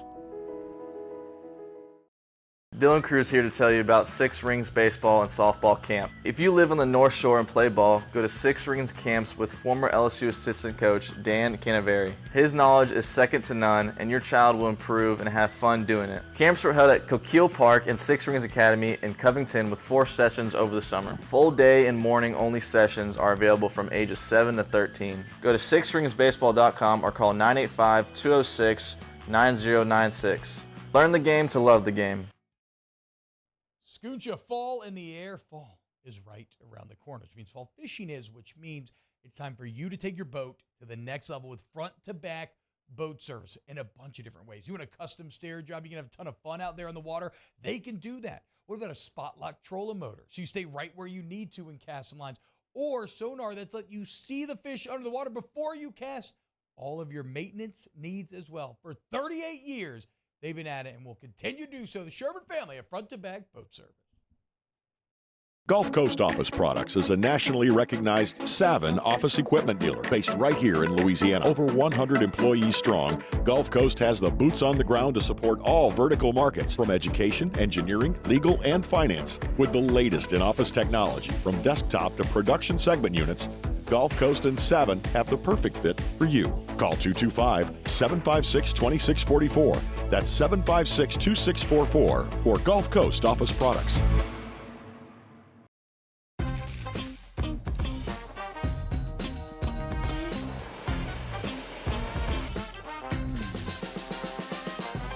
The best kept secret in town is out. Discover Tallulah at the Renaissance Hotel on Bluebonnet. At Relief Windows, we're more than windows. We're windows, doors, party plank, and vinyl siding. But our number one product is always customer satisfaction. Visit us online at reliefwindows.com. Oh, by the way, we do shutters too. Follow us on Twitter at 1045ESPN to cast your vote in the Citizens Bank and Trust Poll of the Day. Vote daily inside Off the Bench, live at lunch on Palmer. And after further review, Citizens Bank and Trust brings you the Poll of the Day via Twitter at 1045ESPN. Gulf Coast Bank and Trust is giving our customers the power to bank anywhere, anytime during this challenging event. And we're right there. 98.1. The Robinson Brothers Ford Lincoln College Football Scoreboard. Robinson Brothers Ford Lincoln, on airline into the giant American flag. I think Alabama's going to hold on, but I wouldn't bet my life on it. 4:45 to go, 10-3. Alabama leads it. They've got the ball at the 28-yard line of South Florida. I think the Bulls are just about out of gas here, Rich, but if anything, this is going to open up way more questions, because when they took Tyler Buchner out, they put Ty Simpson in. Yeah. They didn't put Jalen Milroe back in at quarterback, and Simpson has been marginally better than Buchner, if at all. Like I said, they've worn South Florida down. They just busted a long run into Bull territory. I think they're going to get out, but they got problems. And Ole Miss coming to town next week. No doubt. They're not seeing anything out of the quarterback plays making them feel confident in this game. Alabama's big guys, they just started running the ball here, and they're starting to push it away, but they got a lot of questions at the quarterback. Up until that run, in fact, I'm sorry, 260, 270. Up until that run, South Florida was outgaining them for the day. Now, the long run, it was about a 50-yard run. 3 stop right here. They were ahead of them on the yardstick. Texas A&M leading UL Monroe 44-3 in the fourth quarter. Number 8 Washington leading Michigan State 38-0. That is midway through the third quarter. So we didn't know which way it would go with the Mel Tucker thing at Michigan State. Were they going to rally around and really put up an inspired effort, or were they going to lay down?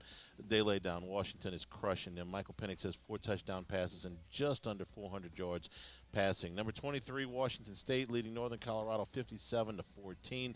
UCLA leading North Carolina A&T 59-0. Georgia State leading Charlotte 17-10. Couple seconds before half. UCF leading Villanova 24-7. Florida has just scored. Missed an extra point. They missed the extra point. Tennessee was up 7-0. Florida broke a long run, about a 50-yard run for a touchdown, but they missed the extra point, so it's 7-6 Tennessee with 4:10 to go in the first quarter. Samford and Auburn scoreless after 1. North Texas leading Louisiana Tech 10-0 at the end of 1. Middle Tennessee leading Murray State 14-0 at the end of 1. Nebraska leading Northern Illinois 7-3 in the first. Vanderbilt leading UNLV 10-0 at the end of 1. Cincinnati leading Miami of Ohio 10-7 late in the first quarter. At the end of 1, South Alabama leading Oklahoma State 10-0 in Stillwater. Texas Tech leads Tarleton State 21-0 in the first. UL Lafayette and UAB scoreless at the end of 1. SMU leading Prairie View 14-0 in the first. Rice leading Texas Southern 21-0 in the first. Stop playing these games. Coastal Carolina leading Duquesne 21-0 in the first quarter. Arkansas State leading Stony Brook 17-0. Troy and James Madison scoreless in the middle of the first. Toledo and San Jose State are scoreless early in the second quarter. They just kicked off in Oxford. Let's see if Ole Miss, not in a look-ahead spot, let's see if they can focus against Georgia Tech. Rebels are a big underdog, a big favorite in that one. Arkansas has scored an early touchdown. They lead BYU 7-0. Akron and Kentucky and Syracuse and Purdue just kicking off. Earlier finals. Number 25, Iowa beat Western Michigan 41-10. Are we still on the Ferris? And Alabama has scored. Okay, so that's going to put it away. Yeah. Flag. Hang on. Hold the phone. That means Ferentz is ahead of the curve. Now he's got to score 25 a game to get paid. All right, so they get 41 today. Number 6, Ohio State, no problem with Western Kentucky, 63-10. Kyle McCord threw 3 touchdown passes. Marvin Harrison caught 5 balls for 126 and a score. Number 1, Georgia struggled today. They've trailed South Carolina 14-3 at the half. Came back with a strong second half and won the game 24-14. Number 3, Florida State struggled. They beat Boston College 31-29. BC scored 13 points in the fourth quarter, but came up just a little bit short. Boston College played Florida State 2 points and had 18 penalties today. Number 7, Penn State beat Illinois 30-13. Number 9, Notre Dame beat Central Michigan 41-17. Big game next week in South Bend. Ohio State comes a calling. Number 12, Utah beat Weber State 31-7. Most exciting game of the day for my money. Missouri beat number 15 Kansas State 30-27 on a 61-yard field goal at the gun, which is the longest field goal in the history of the Southeastern Conference. Though it is not the longest field goal in Missouri history, they hit a longer one when they were back in the Big 8. Number 16, Oregon State beat San Diego State 26-9. It was number 19, Oklahoma over Tulsa 66-17. Number 20, North Carolina beat Minnesota 31-13. No boat rowing today. Drake May, 414 yards, 2 touchdowns, but also 2 interceptions. Number 21, Duke moves to 3-0. They pound Northwestern 38-14. Mike Elko doing a heck of a job there. Liberty beats Buffalo 55-27. Louisville over Indiana 21-14. Wisconsin beat Georgia Southern 35-14. Wake Forest overcame a 17-point halftime deficit to beat Old Dominion 27-24. Baylor beats Long Island 30-7 for their first win of the season. Ohio holds off Iowa State 10-7. Nice win there for the MAC. Kent State beats Central Connecticut 38-10. Boise State over North Dakota 42-18. NC State beat VMI 45-7. It was Eastern Michigan over UMass 19-17. Excuse me. My computer is freaking out here. Temple beat Norfolk State 41-9. Ball State over Indiana State 45-7. Rutgers beat Virginia Tech 35-16. Florida International over UConn 24-17. App State beat East Carolina 43-28. Cal over Idaho 31-17. And Tulane, no Michael Pratt again today, but they beat Southern Miss 21-3 on the road. Kai Horton, backup quarterback, threw a couple of touchdown passes, and that is your college football scoreboard. Did they take the touchdown off the board for Alabama? They did, but good. He's driving again. Oh, driving again. Okay. So number 5, 5 carries in the first half for 5 yards, 10 carries in the second half for 120 yards. They're going to win this game. They started running the ball. They gave up on it. Let me tell you, that everything's going to be – we've been watching this game, Rich.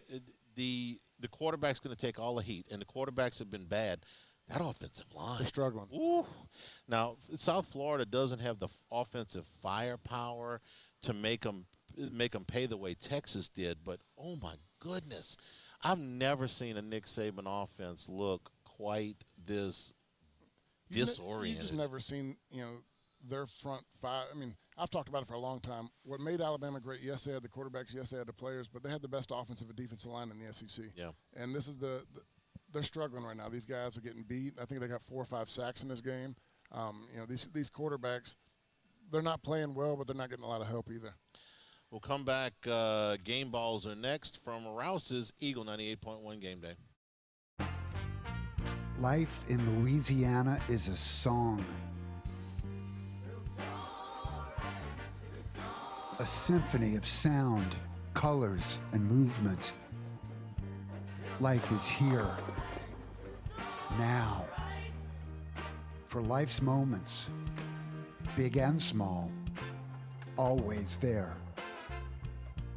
The right card, the right care.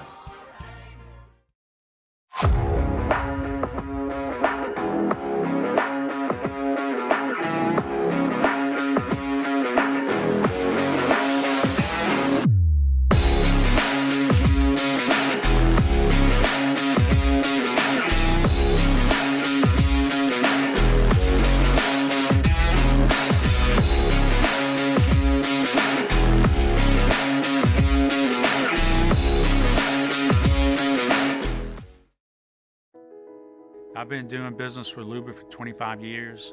They're dependable, trustworthy. It's just the attention to detail with our clients. Our folks have years and years of experience.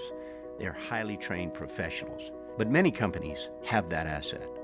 What I'd like to think makes Luba a bit different is that we use those talents in a way that truly is dedicated to serving the needs of the folks who depend on us. Dylan Cruz here to tell you about Six Rings Baseball and Softball Camp. If you live on the North Shore and play ball, go to Six Rings Camps with former LSU assistant coach Dan Canaveri. His knowledge is second to none, and your child will improve and have fun doing it. Camps were held at Coquille Park and Six Rings Academy in Covington with 4 sessions over the summer. Full day and morning only sessions are available from ages 7 to 13. Go to sixringsbaseball.com or call 985-206-9096. Learn the game to love the game. Scooncha, fall in the air. Fall is right around the corner, which means fall fishing is, which means it's time for you to take your boat to the next level with front-to-back boat service in a bunch of different ways. You want a custom stair job, you can have a ton of fun out there on the water, they can do that. What about a spot lock trolling motor? So you stay right where you need to in casting lines, or sonar that's let you see the fish under the water before you cast. All of your maintenance needs as well. For 38 years, they've been at it and will continue to do so. The Sherman family of front-to-back boat service. Gulf Coast Office Products is a nationally recognized Savin office equipment dealer based right here in Louisiana. Over 100 employees strong, Gulf Coast has the boots on the ground to support all vertical markets, from education, engineering, legal, and finance. With the latest in office technology, from desktop to production segment units, Gulf Coast and Savin have the perfect fit for you. Call 225-756-2644. That's 756-2644 for Gulf Coast Office Products.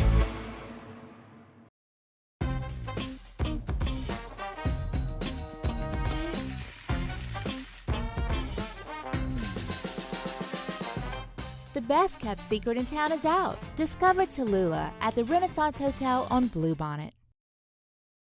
At Relief Windows, we're more than windows. We're windows, doors, party plank, and vinyl siding. But our #1 product is always customer satisfaction. Visit us online at reliefwindows.com.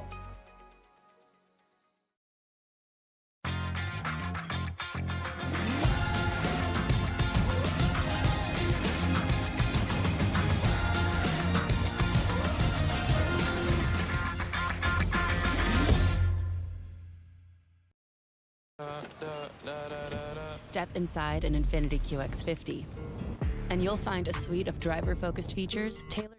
98.1. Eagle 98.1 Game Day. Game balls.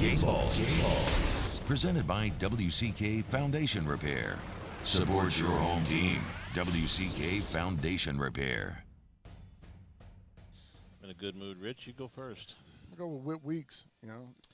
Freshman. Oh, you dog. I'm taking a freshman on the road. Conference game, leading the team in tackles. He flashed last week. He got me excited when we talked about it, especially in the podcast doing the film review. He was everything I want to see today. All right, I'll take the chalks then. Jaden Daniels with his record-setting performance, 30 of 34, 361, 2 touchdowns, another 64 rushing, and 2 more touchdowns on the ground. And Malik Neighbors, 13 catches, 239 yards, and 2 touchdowns for him. Whit Weeks finished with 8 tackles on the day. Alabama's going to get out. 17-3 is Ugly. your final. Yeah, was not what they wanted, but they do get out with the win. At postgame press conference, it ought to be a humdinger. Yeah. if he's calm and collected like he's been lately, something's going on. I'm telling you. Bought a house, doing shows with McAfee, apologizing to reporters. This is I'm gonna steal something from T-Bob here. Okay, you Star Wars fan? No. Okay.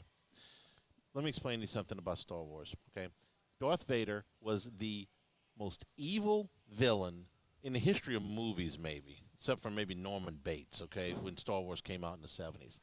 But at the end of Jedi, the 3rd movie, okay, he had a soft side, okay? He before he passed, spoiler alert, if you haven't seen Return of the Jedi, he's 40 years old. Before he passed, he had this moment with his son, okay, and part. resolved everything and became a sympathetic figure, okay, and it was like, oh well, there was some good in him after all. Okay.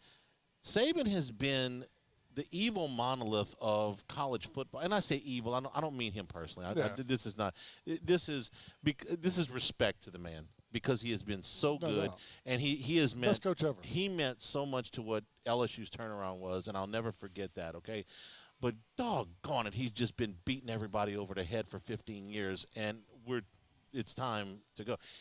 Now it's like when Darth Vader was vulnerable at the end of Jedi. That's what Nick Saban looks like right now. It's like he's close to the end, and he's kind of vulnerable, and he's eking out wins over South Florida, who's 1-1 with a win over FAMU, and it's kind of like, okay, you can see the end from here. And they may run off 10 wins in a row and beat the crap out of everybody the rest of the season. But listen, I want to see the guy. I think the guy's going to be great on television. He's going to be great. He could take on Game Day. Take over Lee Corso right now, be on there on Game Day, and I love Coach. I love Coach. But we know Coach is 88 now, and look, we had Lee Corso when he came down to Baton Rouge. He sat with us and we talked to him. I love Lee Corso. When Nick's on TV, though, you see that Nick's great at it. He's going to be great. I love watching him on TV. I love watching him talk football. I mean, I watch YouTube clips of his press conferences, the way he talks, his motivational speeches. He's the best to ever do it, and there's a lot of respect for him. But we've wanted him out of Alabama for a long time. I can't wait till he's just talking about football and doesn't have a game to go win and doesn't have an edge to get and doesn't have an axe to grind. And he's just sitting there talking about football and it doesn't matter who wins. He's going to be great on television. Can't wait. All right, we'll come back and wrap things up here at Rouse's Eagle 98.1 Game Day. The Windsor Senior Living Community in Mandeville, Louisiana is a beautiful, vibrant apartment community geared towards seniors. They are nestled right in the heart of Mandeville, where seniors live a more carefree lifestyle in spacious apartments with the peace of mind that comes from having a little extra help. Call the Windsor at 985-624-8040 to schedule a lunch and tour. Come see how the Windsor can be your passport to peace of mind.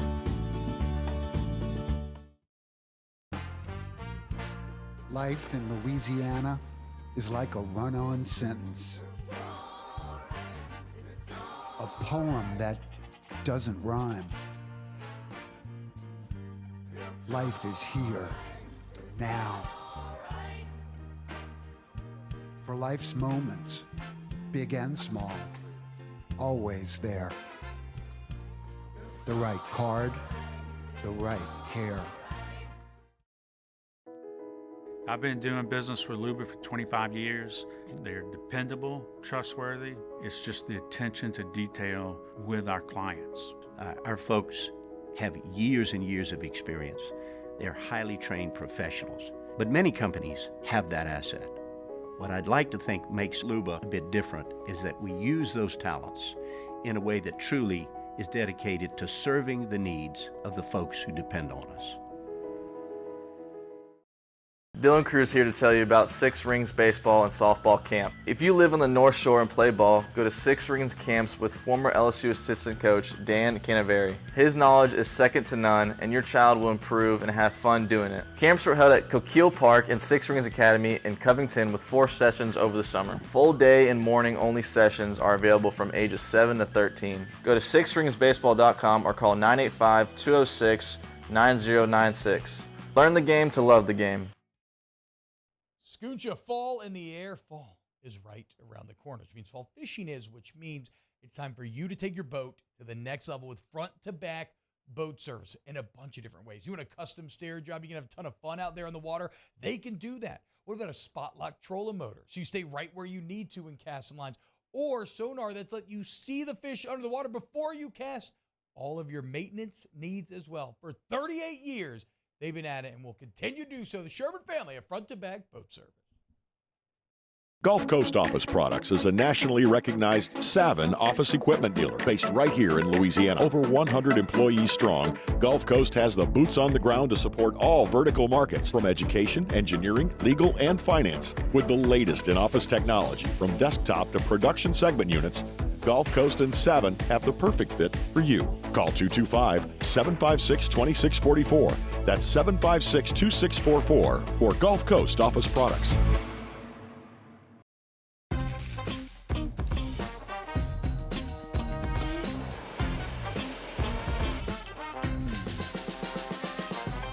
The best kept secret in town is out. Discover Tallulah at the Renaissance Hotel on Bluebonnet. At Relief Windows, we're more than windows. We're windows, doors, party plank, and vinyl siding. But our number one product is always customer satisfaction.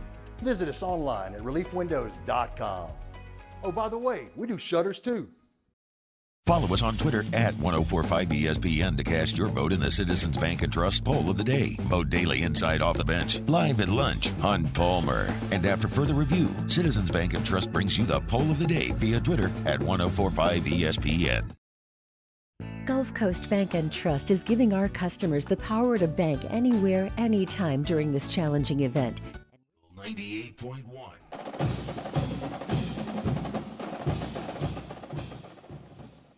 Eagle 98.1 Game Day wrapping up here from Rouse's. Big win for LSU today. Scheduled next week, LSU playing Arkansas at 6 o'clock. We'll be on the air at 1 o'clock, back on our normal schedule with 3-hour pregame and a 2-hour postgame. We'll be back here at Rouse's for the pregame at 1 o'clock next Saturday. On Monday, Brian Kelly press conference as a part of Live at Lunch. We'll be down at the Queen broadcasting our Live at Lunch show on ESPN Radio. And Brian Kelly's press conference will be in the middle of that. Coach's show on Thursday night. Final score, once again, LSU wins it in dominating fashion, 41-14. From all of us here at Rouse's, everybody back at the flagship, I'm Charles Hanniger saying thank you and good evening. Let's go watch Dion. Let's see what's going on. This has been Eagle 98.1 Game Day.